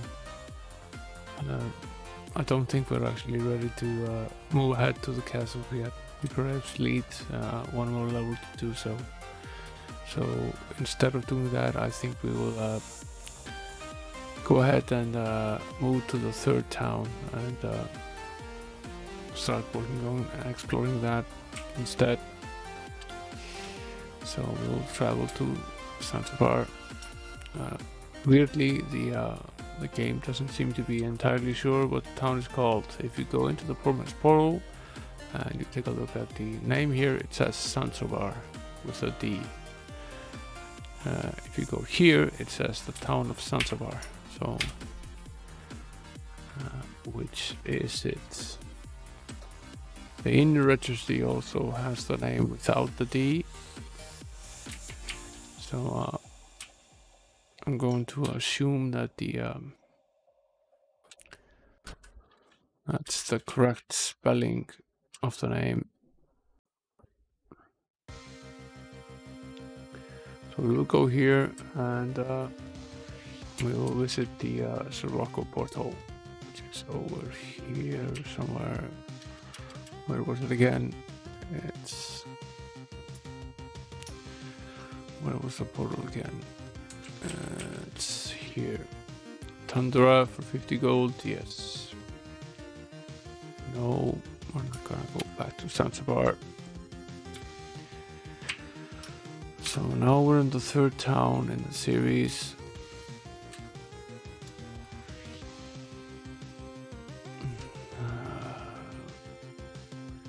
The inn is right here in the same room, so that's handy. Ortigon the elderly and innkeeper rubs his bushy white mustache and says, "We have cozy warm beds. Sign in." Yeah, I think we will. Now we move to the town of Tundara.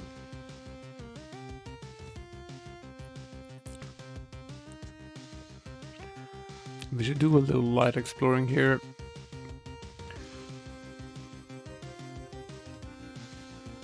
This is the saloon, so where we can buy food. Here's a little message for us.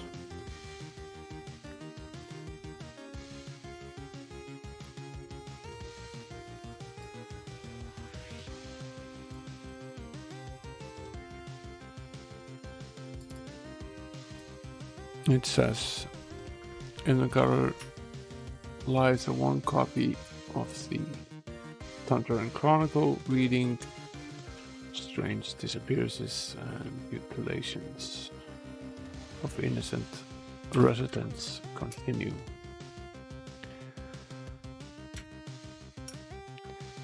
That sounds like the start of a quest.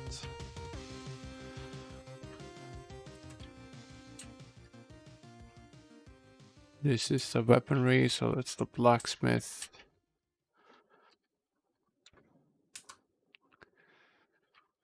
Good to know. Enhancement center, that would be the training grounds.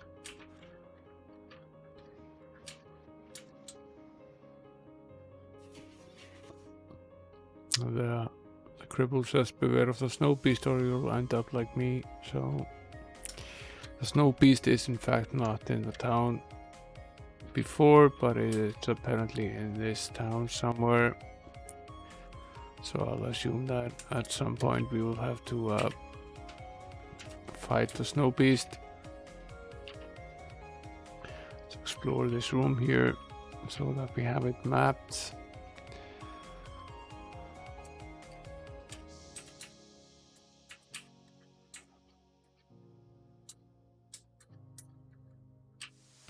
This is the exit out into the snow.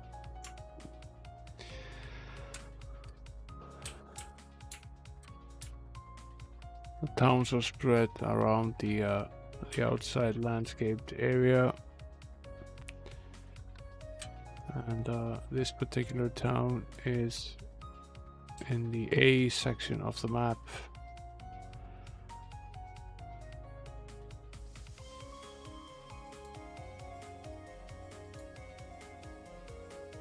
Let's see here.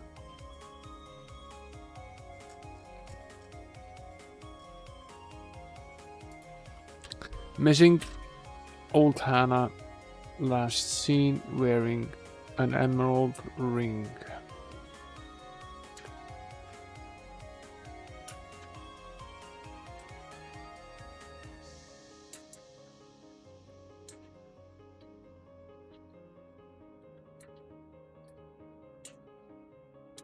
Unlabeled door.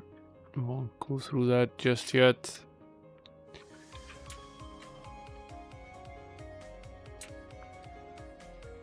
Could always be an encounter.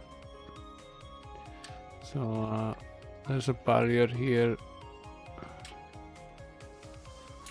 blocking our entrance to this part of the map. I have to find a way to get past that at some point.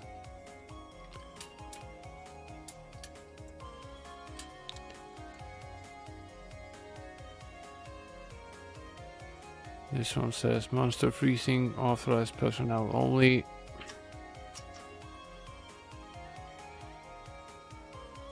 I assume that means that if we go forward from here, that we will end up in an encounter, which we won't do just yet. Let's continue exploring a little bit here. We still haven't found. We can explore this room with the enhancement center and finish mapping it.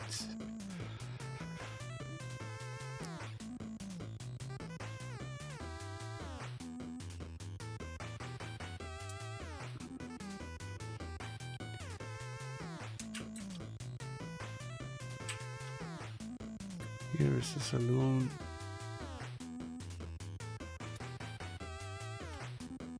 Which we don't need right now. And here's another portal to the next town of Volcania.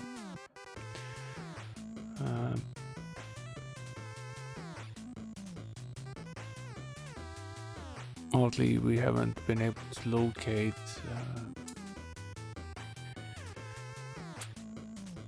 any of the temples. The temple and the Mage's Guild and some of the other locations which usually exist in every town, so that's a bit weird. What we do now is sign into the inn, which was here, and try our hand with some of these unlabeled doors.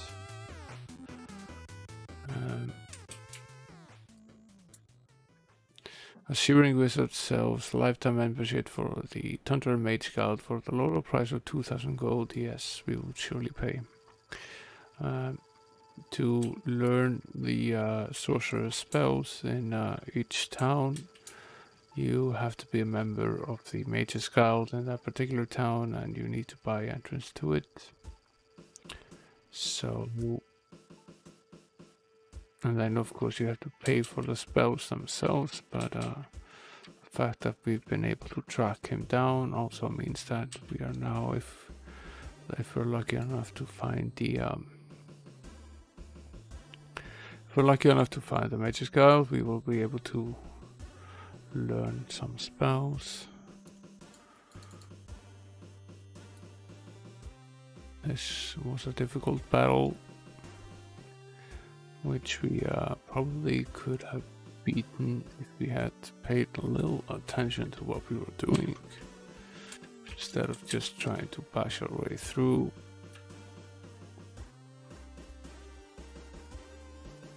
Let's see, we're gonna go in here and pay the Mage's Guild price again. And then we were going to go on the other side and visit this store again. Now let's focus a little bit here and actually try to beat these monsters.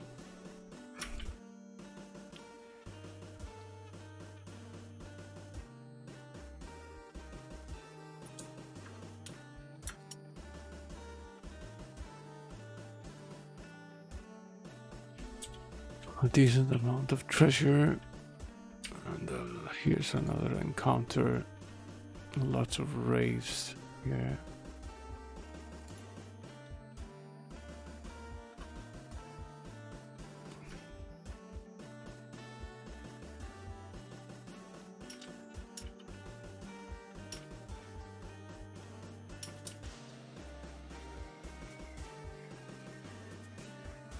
You can remove some of them with the turn undead spell, although not all of them.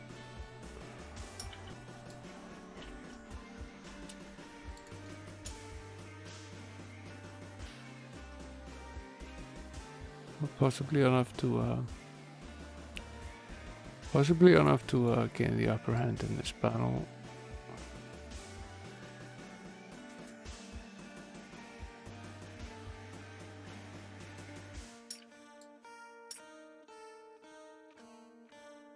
These are at least battles that we need to pay a little attention to.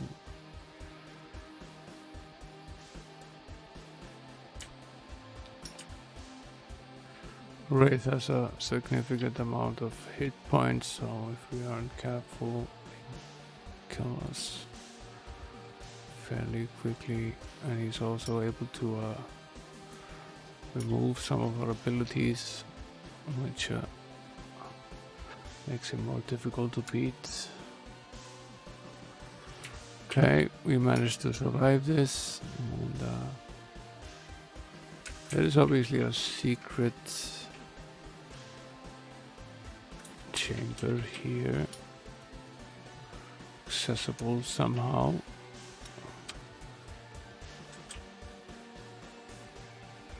But how? Not from that side at least, so then probably from the other room on the other side. I will go to the inn now and save our progress. We won 2 battles and received quite a bit of experience for doing so. And then we will go in here and see if we can go through this wall here. Or yeah, this is the entrance. What's going on here? Look at these, of these stairs to the cavern below. Okay.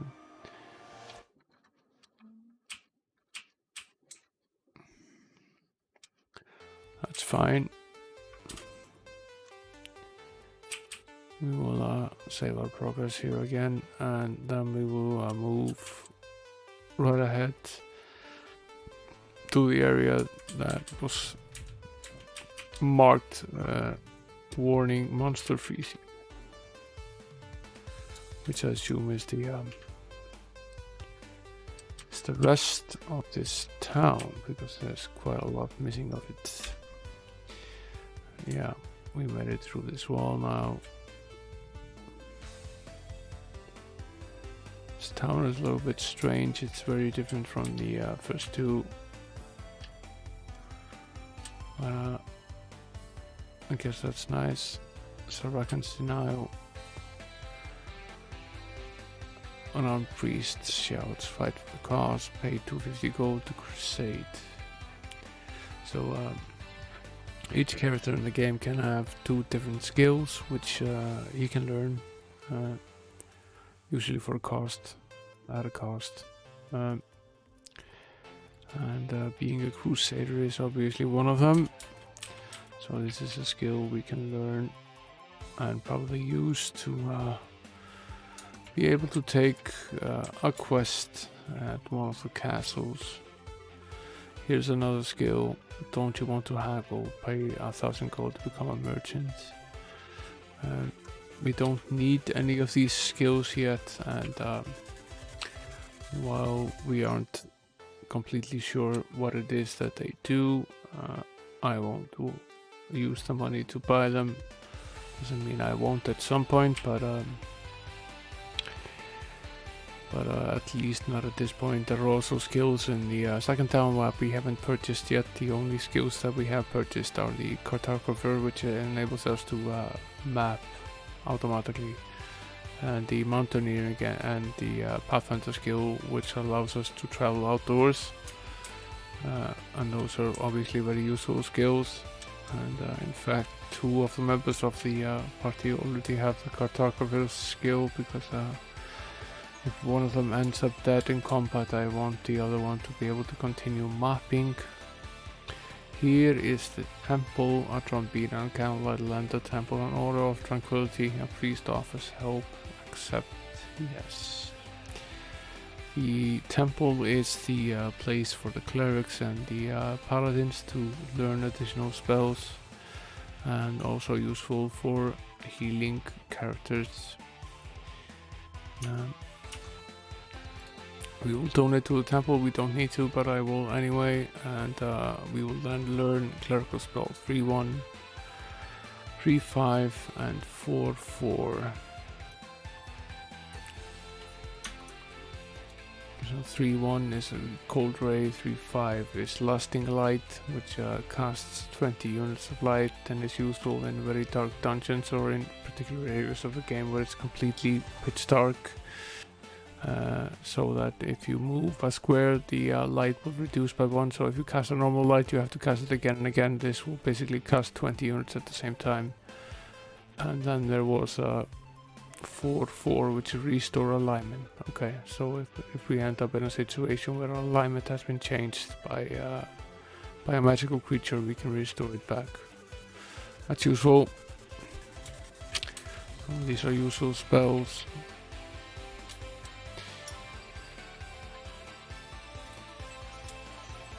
And based on the spells that we're learning, this is probably the right town for us to be in right now, because this is exactly where we are in the game. We're at level 8, about to advance to level 9 for the cleric and level 8 for the sorcerer. So these are the spells that we are learning at the level that we are at the moment. Launching next to a roaring fire which burns. Norwood Mystics offers spells by... Yeah, so this is the Mage's Guild, which does the same thing for the sorcerer as the temple does for the cleric. Except in this case we are also able to learn some level 5 spells. Which we are not at this current point in time. But we were able to learn sorcerer spell 4-2 and 4-3. And those are Feeble Mind and Fireball, both of them useful. We won't gain access to level 5 spells until Magic of the Spell reaches level 9, which is 2 levels away at this point. But she's getting fairly close to advancing to level 8. The sorcerer needs more experience points to level up than the cleric does.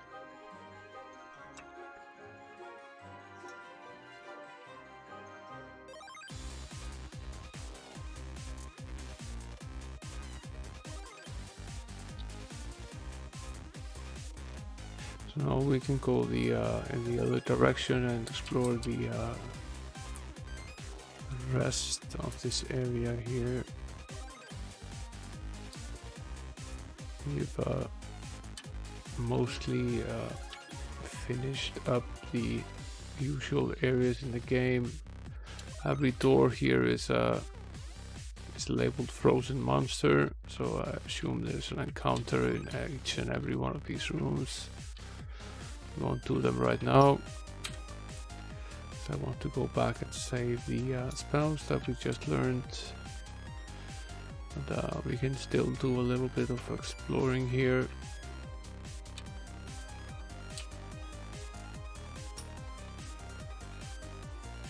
Okay.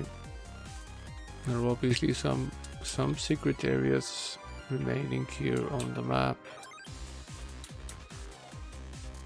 Some more frozen monsters here.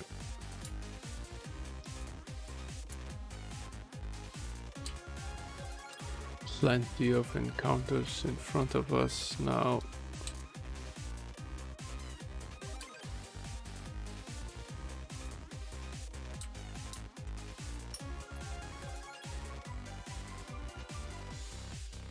Okay, so we've mostly mapped this. All of these are one square cabinets where you will find these monsters. Then there's a hidden room there, pretty large hidden room right here, and then there's obviously something going on the border of this map here. But for now, let's head back to the inn and save our progress and return and start dealing with these monster cabinets. The freezer. Need to remember where we came in. That was here. Starting to know my way around here a little bit.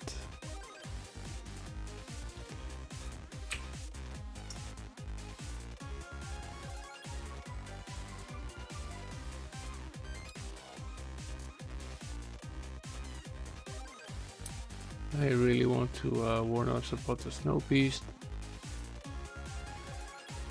Let's do a little monster bashing here.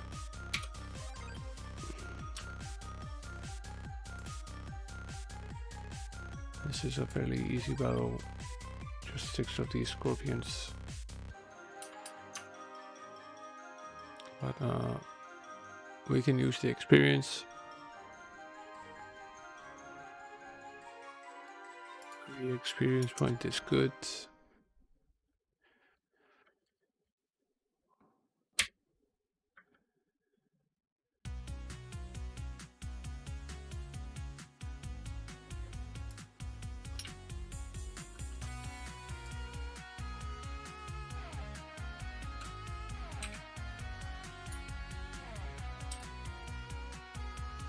These are early level monsters, all of them so far.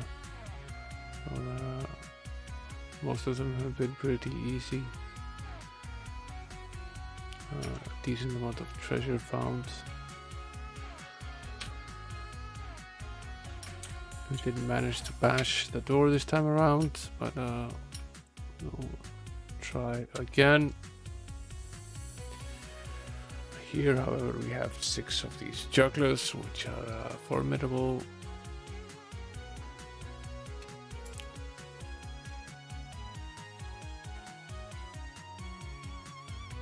So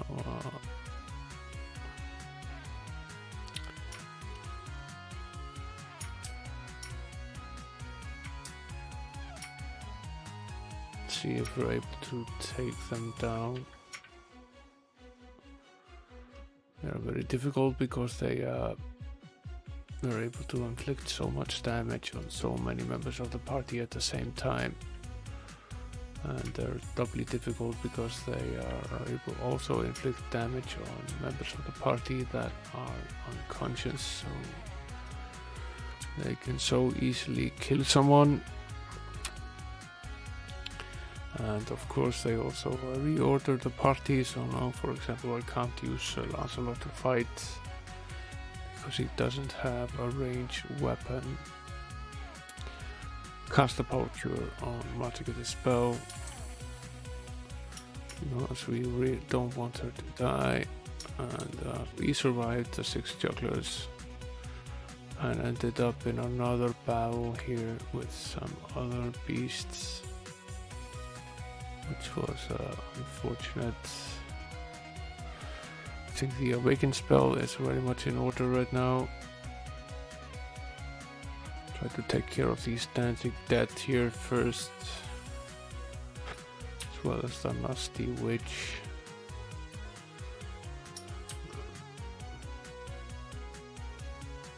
And we'll try to cure some of these members of the party here while we take these down. It's not a good idea to leave anyone unconscious.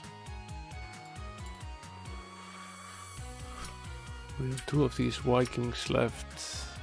I think we're out of the worst now. We survived again.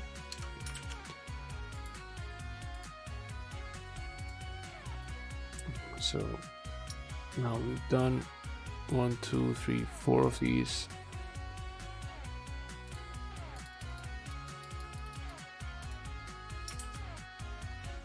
This one was very easy, we didn't even suffer a single hit point lost.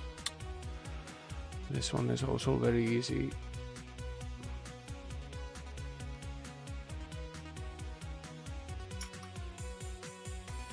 Okay, now we're done with one side of this here.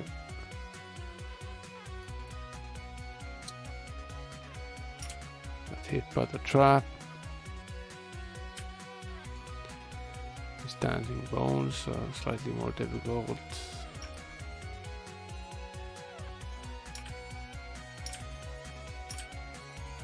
But we will use the turn on dead spell, which removed all but one of them, and we can beat him up easily.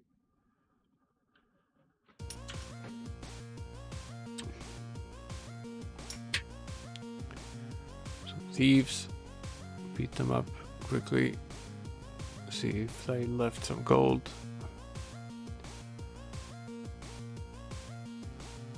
A little bit. Every bit counts. Got hit by the trap again. And again, we could try unlocking it. Didn't work either. 8 of these foot soldiers. We can take them down one by one. They aren't incredibly difficult. They're easier than the soldier.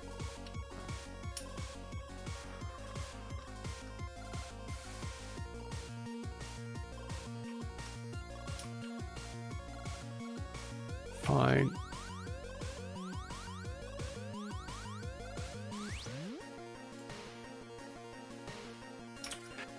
Rest here. We've done 1, 2, 3, 4, 5, 6, 8, 9 of these now, with 3 remaining. Traps on this side of the isle are far more difficult. Yeah, our thievery increases with the quality of the lockpick that the thief has, and also his level. So we're at 57% now, which means there's a 57% chance that we're able to either unlock or find the trap. It also means that there's a 43% chance that we won't succeed.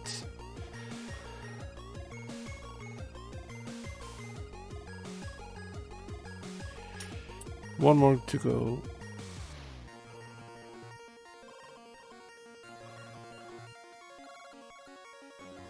Fine. We're done with these frozen monsters, and we mapped every square of this. We'll now turn to the inn.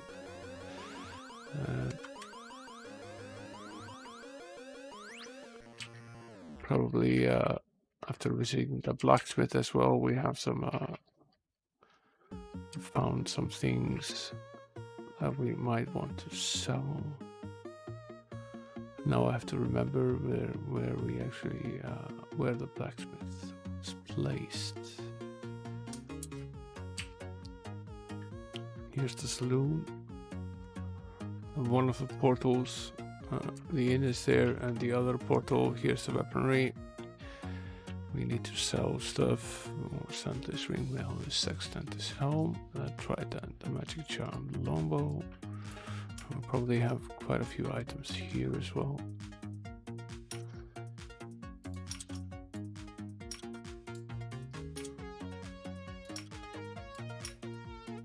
And some things, okay. Almost two full characters worth of stuff.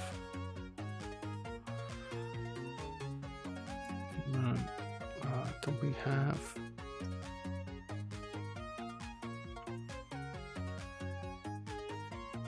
We have one of these slumber clubs +3. It's probably a good idea to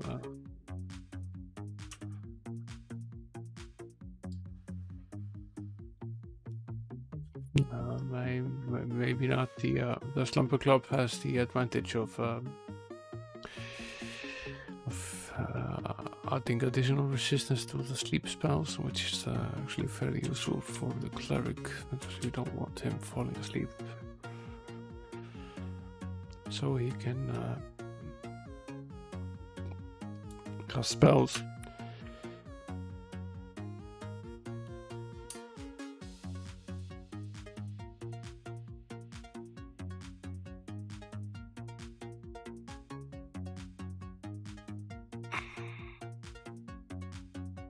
We can give this to the robber. The fact that it has a +6 means that it's capable of doing up to 12 damage, which is far more than the knife is capable of doing. But we can't. Oh, wrong alignment. Okay, it's fixed to an alignment. Okay, then we'll sell it. Because I don't think there are any other characters in the party that can make use of this item at this point in time. So we'll move to the knight and sell it off.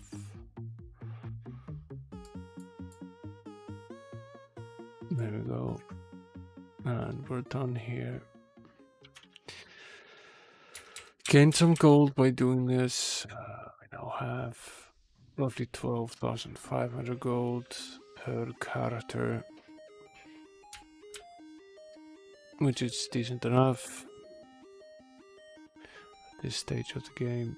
Let's see, how do we access these secret areas that remain here? It's solid on both sides here, so it's not from there. Let's travel back to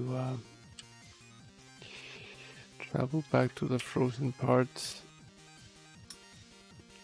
to the monster freezing area. There's a large area here we haven't explored. Try to find our way in here. It's obviously here, and it's pitch dark in here, and I assume it's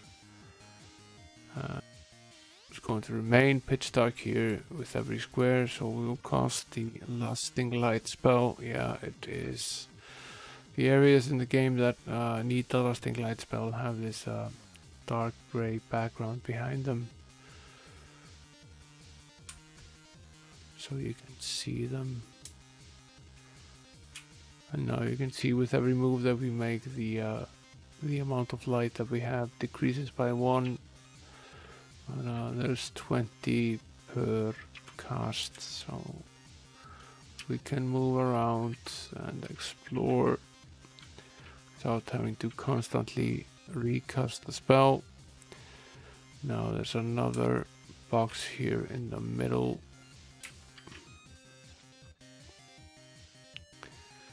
And these are encounters here, and there's a couple of 6 arachnoids here.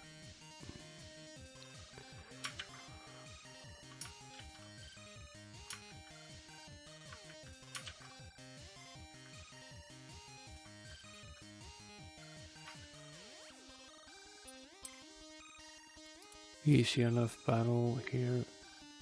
One poisoned member of the party. We'll need to kill that before we rest.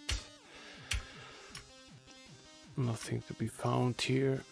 And we're done with this square here. It's not dark in these squares. Some super sprites here. We ended up with a single member cursed, which is not the end of the world, but let's try to make it just the one.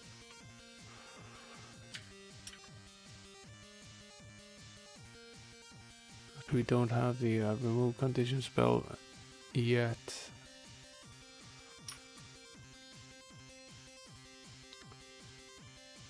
So we can't remove the cursed state without going to a temple and paying to have our character healed. And for every town there's a significant price hike for the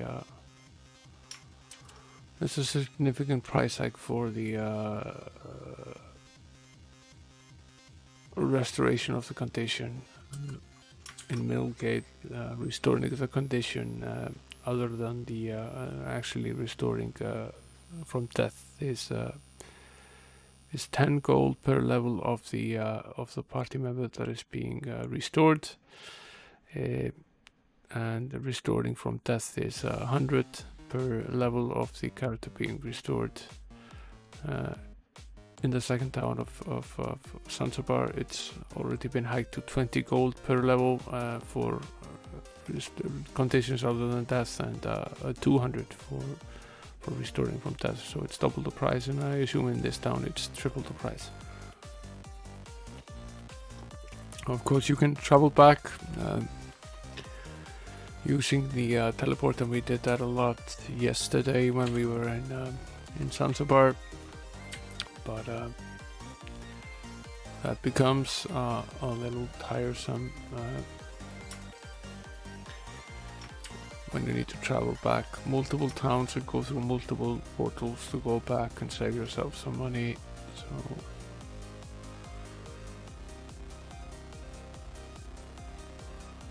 this was a easy battle. One square remains. We have 6 of these Night Stalkers. I assume these are difficult. I don't think I've ever seen them before. Let's cast an identify on them. They have 60 hit points and armor class of 14. They're undead. They have special powers. But they don't have any resistance to magic. Okay. That's good.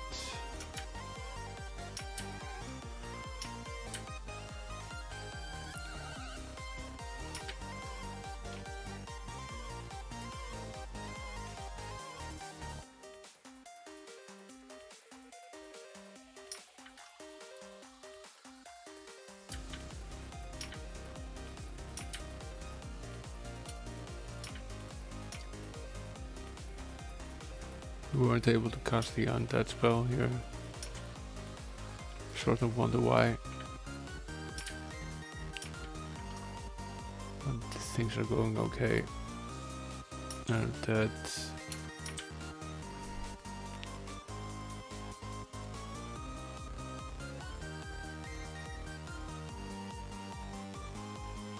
So our reward for going through these 4 squares is a significant amount of gold and gems.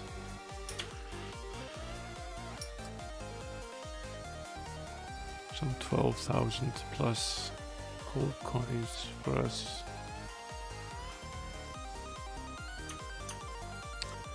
We need the lasting light spell again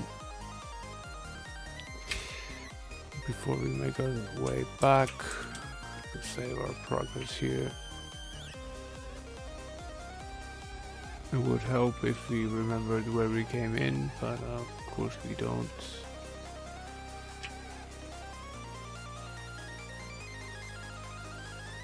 We need to cast the lasting light again. There we are. In this particular case, the exit is not the same as the entrance, and that is sometimes the case. You have to enter into the area through one square, and it's an input only, and you have to exit through another square, and that's the case here.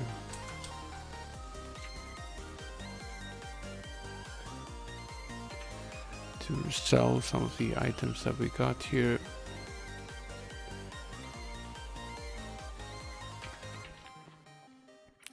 Total gain was almost 4,000 gold per character, so that's pretty significant. I think we will use the opportunities to buy some food now. Stock up on food, 40 units of food per person. We use 1 unit of food every time we rest, so it's a good idea to remain fully stocked so we don't run out at the worst possible moment. We now have this square surrounding the town, which is the only part that we haven't mapped yet. So we need to find how to gain access to that.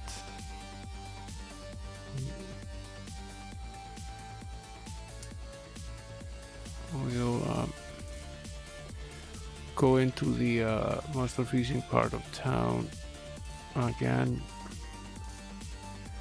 and then we'll simply try our hand at the walls here, each and every one of them, until we find the entrance, which is here somewhere.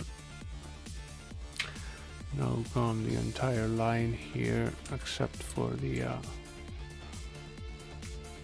northernmost parts, which are inside a room.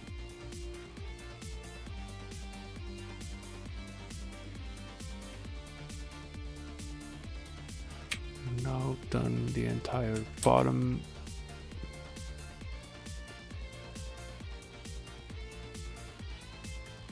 Okay, we made it in. Okay, 15 by 7.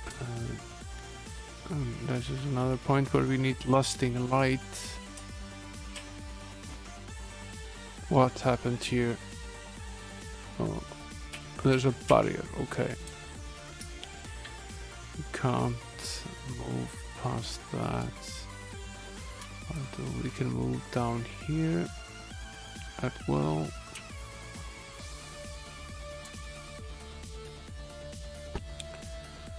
Some more. Much cannot be used here. Okay, that is interesting. Carnage Spirit is difficult to handle when you are unable to use magic. So this is a much more difficult battle than it would otherwise be, but fine. It wasn't difficult enough to take us down in any case. Need some more.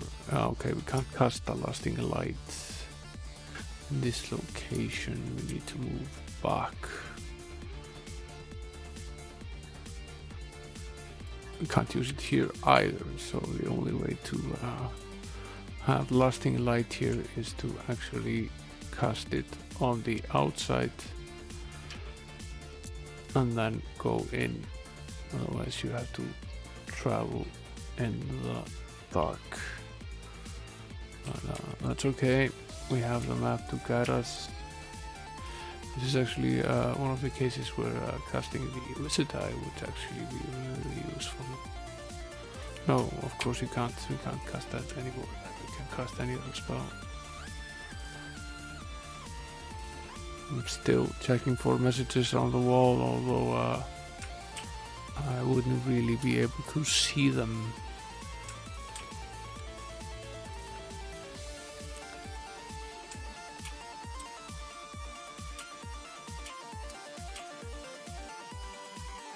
Question also remains, how do we get out of here?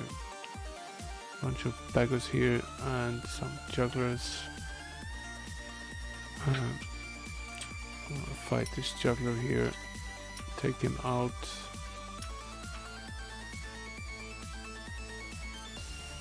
We can take care of the rest pretty easily.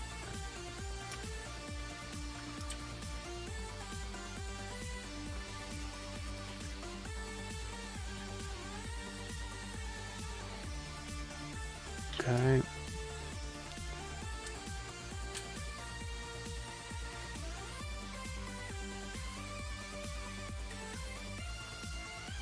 Okay, Night Stalkers take a while to take down. Well, we can't use any magic, but we will get there.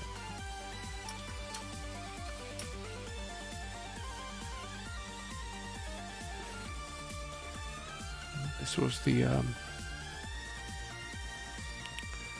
a battle that earned us a lot of gold.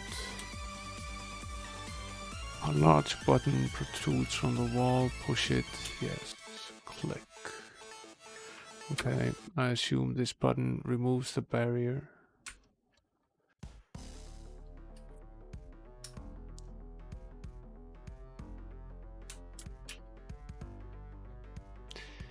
And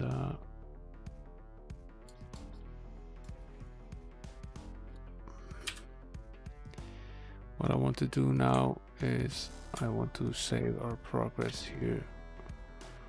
I want to go back out and I want to cast the Lasting Light spell again.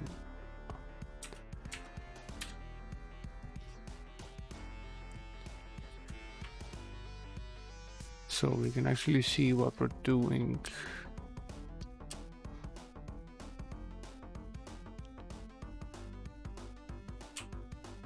We at least remember where we went in. It's easy to see because it's the start of the dark gray area.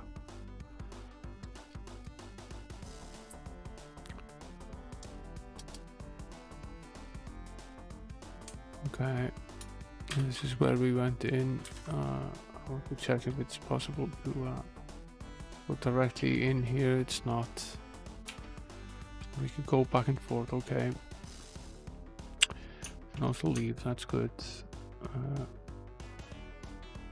Lasting light. And lasting light. And lasting light. And lasting light. We now have 80 units of light. That should be enough to check every wall here for a message. We might have to do these encounters here again, yes. We need to do that. This is actually a fairly difficult one because we have these annoying screaming pods and the swarming wasps, which are capable of inflicting a lot of damage. So now we ended up dead. That's okay, we can simply return again.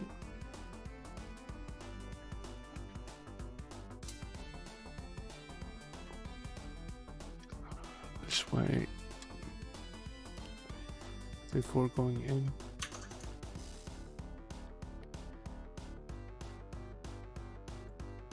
Probably 2 of them are enough, but 3 is more than enough.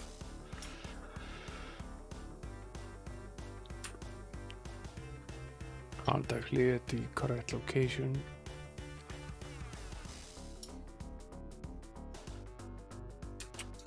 Now we are.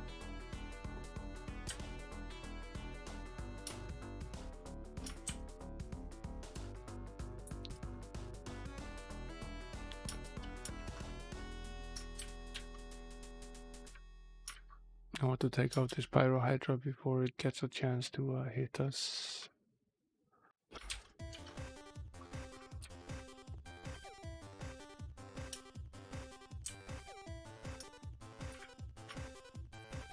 The advantage of fighting the inept wizard is that although he's capable of casting some electrical spells, game doesn't cheat, and his magic doesn't work any more than ours does, so he's unable to use his spells just as we are unable to use ours. The problem now is that since we had to rest, the lusting light is gone again, but I wonder if we can get out now, cast the lusting light again, and go back in without having to redo the fights. We probably can. We probably can, yes.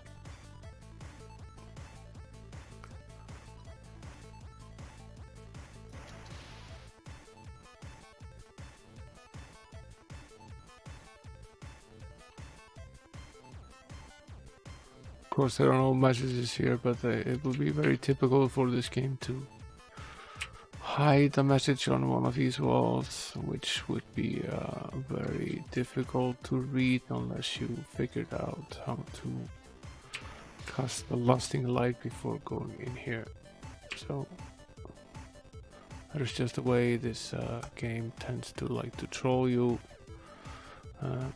We're definitely going to die here.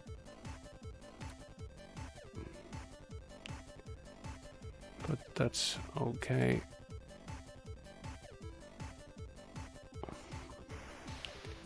The whole point of this exercise is to try to see if there are any hidden messages on these walls, so we can simply have another go at it.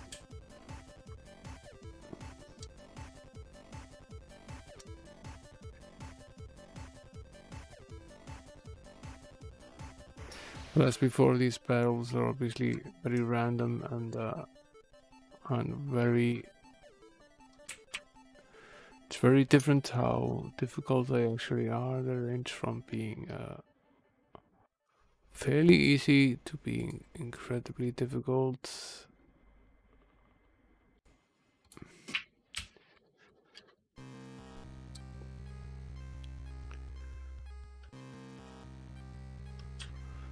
Take care of these stranglers first if we can. It's difficult to kill.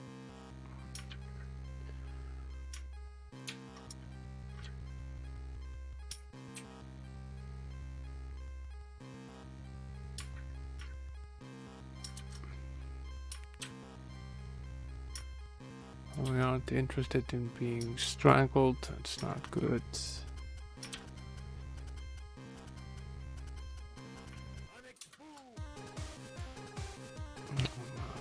Perhaps he's mostly incapacitated because he is unable to use his spell. So he just takes a lot of hit points.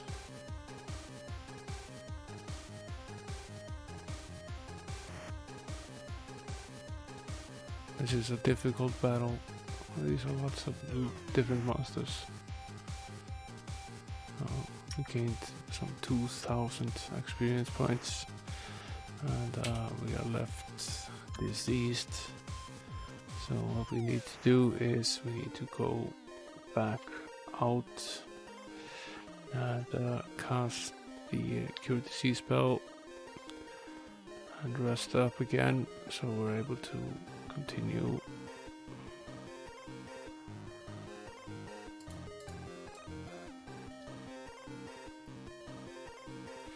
Still haven't fixed the cursed condition, but it's not a priority right now. I forgot we need to cast the lusting light again. Let's see. Okay. We had already checked everything in this particular corridor, And in fact we had checked everything up until the encounter that always happens here. This time around it's actually a very easy fight, whereas the one we had just moments ago was incredibly difficult.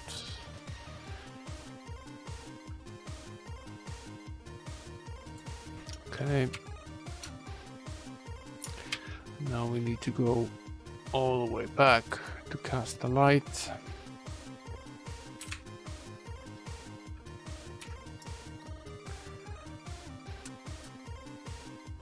It's exactly day 100 in the year 900. Somewhere along the way we learned that there are 180 days in the calendar year in this game. So there are 80 days left of this year. The way 2020 is going, perhaps it would be a good idea if 2020 only had 180 days as well, but maybe that would just mean that we would have 2 years of the current mess. Let's see. There are no messages anywhere to be found here. So all this work for nothing, but it's best to be absolutely certain anyway. Okay, lots and lots of lepers.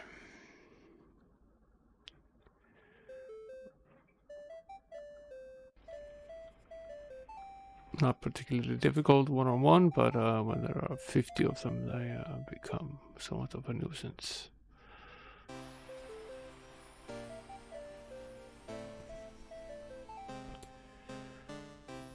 They're slowly plowing down the party. We might not actually survive this fight. We would easily be able to survive this fight if we could use magic, because we could be able to heal our characters as we go along, but since we can't do that, they will slowly remove our hit points until we reach death.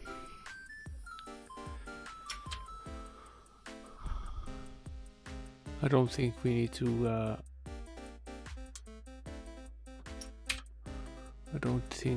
to do this again, except we need to remove this barrier anyway. I'm fairly certain that what happens is that this is the snow beast that is hiding in the last squares that we haven't been able to reach for the barrier. So to be able to reach the snow beast, we have to go through all of these encounters first and reach this switch and push it, and then go back and deal with the snow beast. And I assume the same is true for the snow beast as it is for every battle in this square, that you are unable to use magic. So we have to defeat the snow beast without being able to use magic. But that doesn't mean that we can't cast protection spells and blessing spells before entering into the area, in the same way they were casting the lasting light spell here before entering. It would be more difficult if we were unable to get back out of this area without having to go through the snow beast first. But that is luckily for us not the case. So perhaps we'll try our luck with these fights now.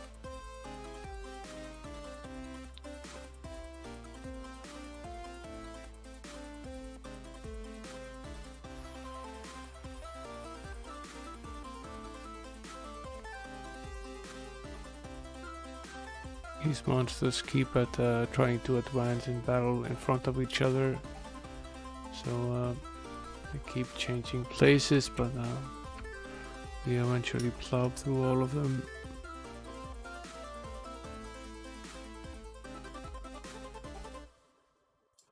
Okay. Now we need to go all the way back again to cast the light spell.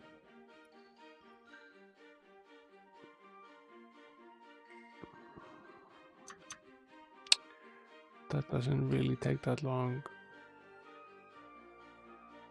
We need 60 units, 40 is not enough. It's a long, long way that we need to travel here.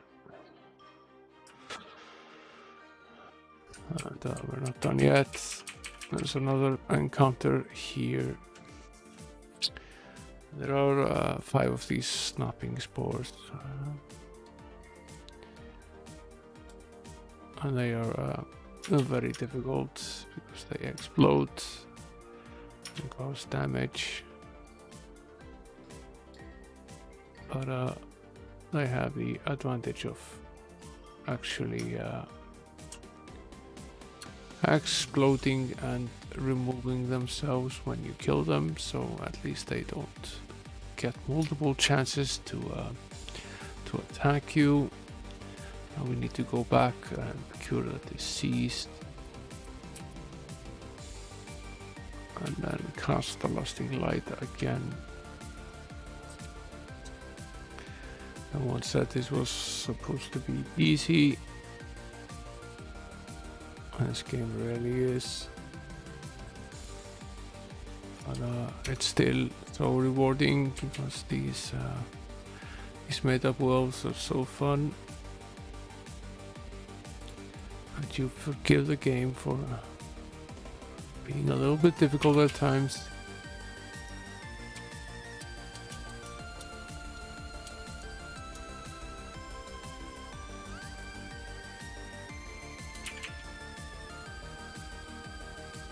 Okay, these are the last squares here.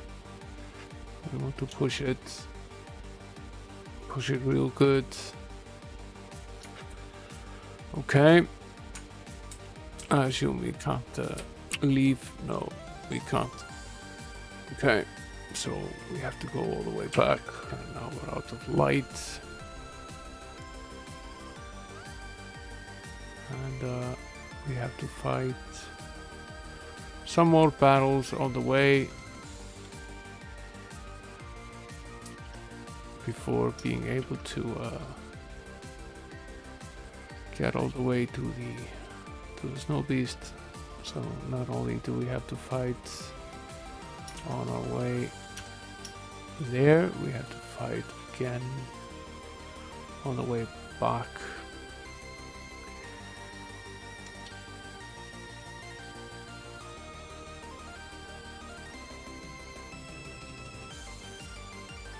But basically these are the same spawn points. These are very difficult, and without being able to use magic we'll probably perish here. Yeah, we will. So there were no secret messages here, and I don't think we're ready to fight this snow beast. So I think it's fair to say that we are not ready for this part of the level yet. So I'll give up for now, and what I'll do is I'll descend into the cavern and take a quick gander there before returning upstairs and to save the game and end the stream. It's getting late here, it's 15 minutes past 1 after midnight, so it's probably time to start thinking about retiring for the night. We should head to the temple now and remove this cursed condition and save the game without being cursed, so we don't have to do that again or forget to do it. Here's the temple. I won't travel back to restore. We're all good now.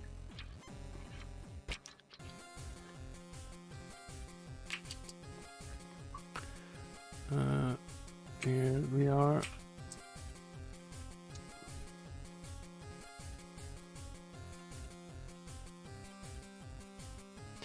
I will save the game. And now there's a question of remembering how to access the cavern. It was a secret room. I think it was here. Yeah. Well, it's dark in the cavern, so we can start by turning on the lights. Okay, we start here, a little square.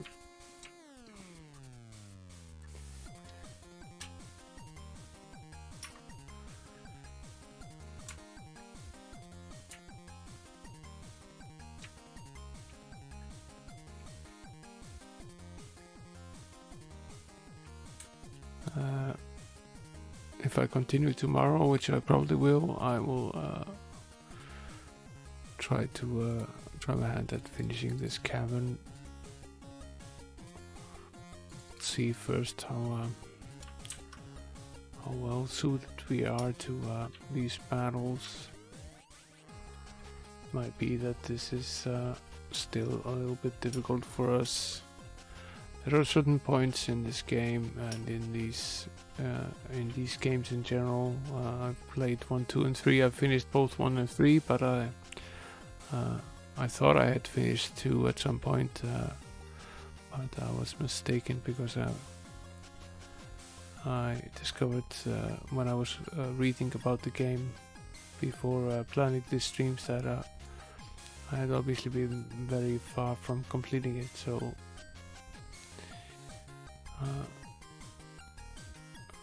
And at least that makes it slightly more fun because I don't remember many parts that we've been to today. For example, I seem to have only when I was a kid I thought I had finished the game, but I was obviously very mistaken because it seems that I only finished about 2 towns and part of the caverns.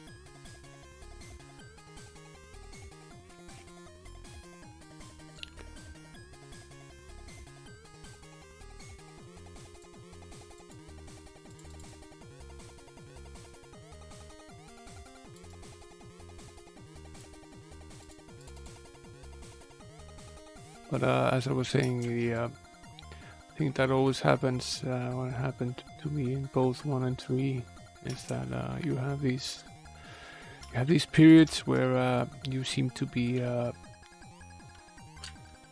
able to process to nowhere because you seem to be at a level where you aren't strong enough to progress further, but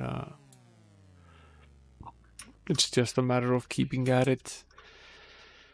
The more of these fights that you take, the more of them you actually survive, and you slowly gain the experience to lift yourself up, and often it's just a question of maybe leveling up 1 additional level, and that suddenly changes everything.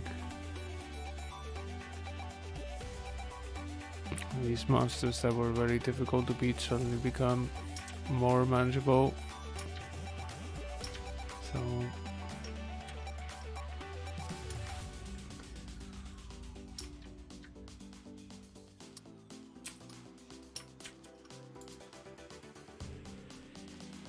I think we can finish this with a quick fight. This was not an easy battle, although we only received about 1500 experience points. But we received a lot of gold. And in general, in this town, we've gained a significant amount of funds, which will come in handy. These are similar to the castles that we tried our hand at earlier, long corridors. we should take care of these ninjas as soon as possible to kill them fairly quickly.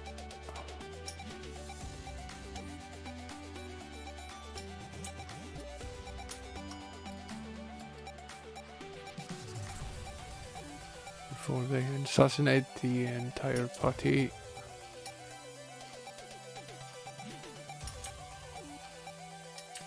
Okay, we're good now. We can cast Power Cure on the knight, and then we can simply beat these thieves.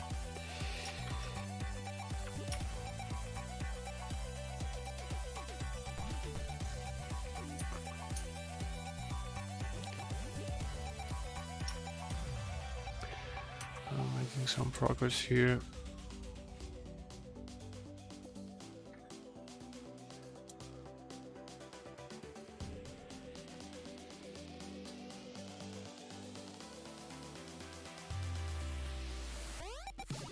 Leprechauns, I steal your gold. Nasty little things. I noticed that at least one member of the party lost all of his gold, which is not nice. They're mostly immune to magic, so they're difficult to beat, and they have a high armor class. They take a lot of beating.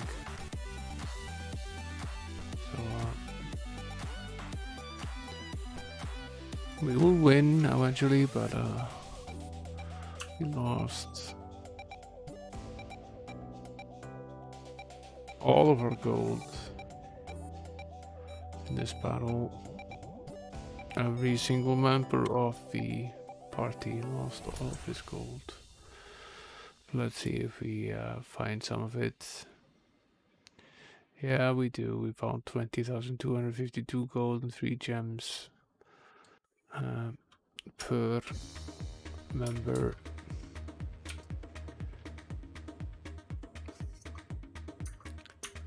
Probably lost a little bit, but it's fine. We'll make do with this. Not so long ago we had about 2,000 gold per character. Now we have close to over 20,000. So we gained a significant amount of funds here. We have these dancing bones now that are very annoying. Let's see.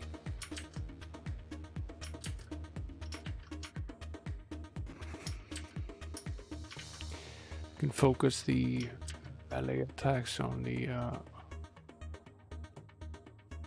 squires and use the magic on the dancing bones.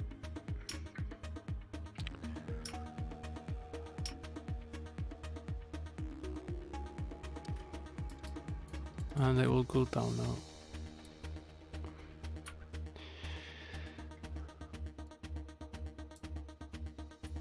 Okay.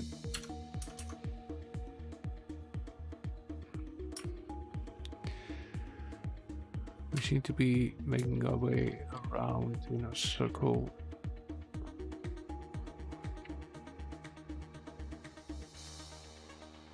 Having these random encounters.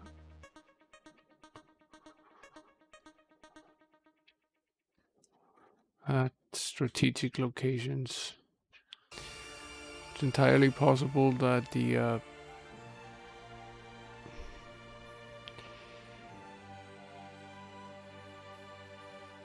was not great. Was less than great.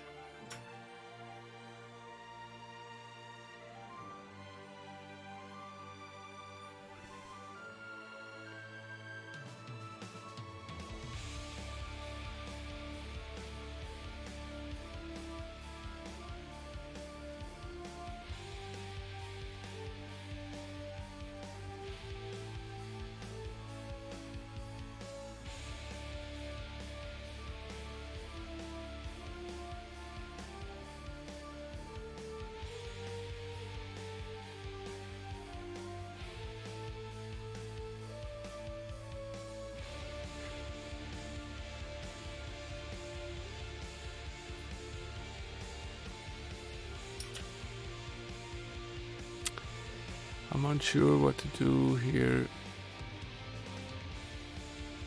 We're in a fairly difficult situation. The entire party has been mostly paralyzed. There are two left standing, the paladin and the cleric. I was searching for a spell which could help us remove the paralysis condition, but I don't think we have such a spell at this point in the game, and the power cure will not help us at all. Although we can restore the hit points, he would still be paralyzed. So all our progress is now gone. And at that point, I think we will exit the game for now. Try my hand at the cavern tomorrow when I'm more awake. Sign into the inn and leave the game. And as I've done in the previous runs, I'm going to make a backup of the roster file which contains our characters and essentially the save. What's the backup? Tundara 11, 7 and 8. So we can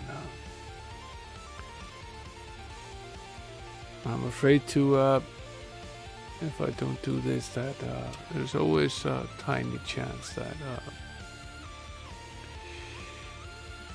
that something has been done that we can't undo. So at least if we maintain these saves at a regular point, we are able to go back in time and start from a point. And you don't always notice, for example, when we had the time traveling in the castle, we hadn't noticed that the day was that we were moving a year apart, and we had ended up in a situation where it was the year 930. That would have posed a problem. So we would have to start the game from scratch or start it from a save. So it's at least good to. And I've been doing this after every stream to save a backup. Anyway, we managed to complete the cavern beneath Sansobar.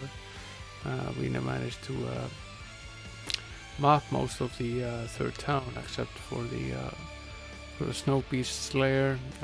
We made an attempt at the castle. We're not quite at the right level to do that. And I'm fairly sure that the next step is to go into the cavern.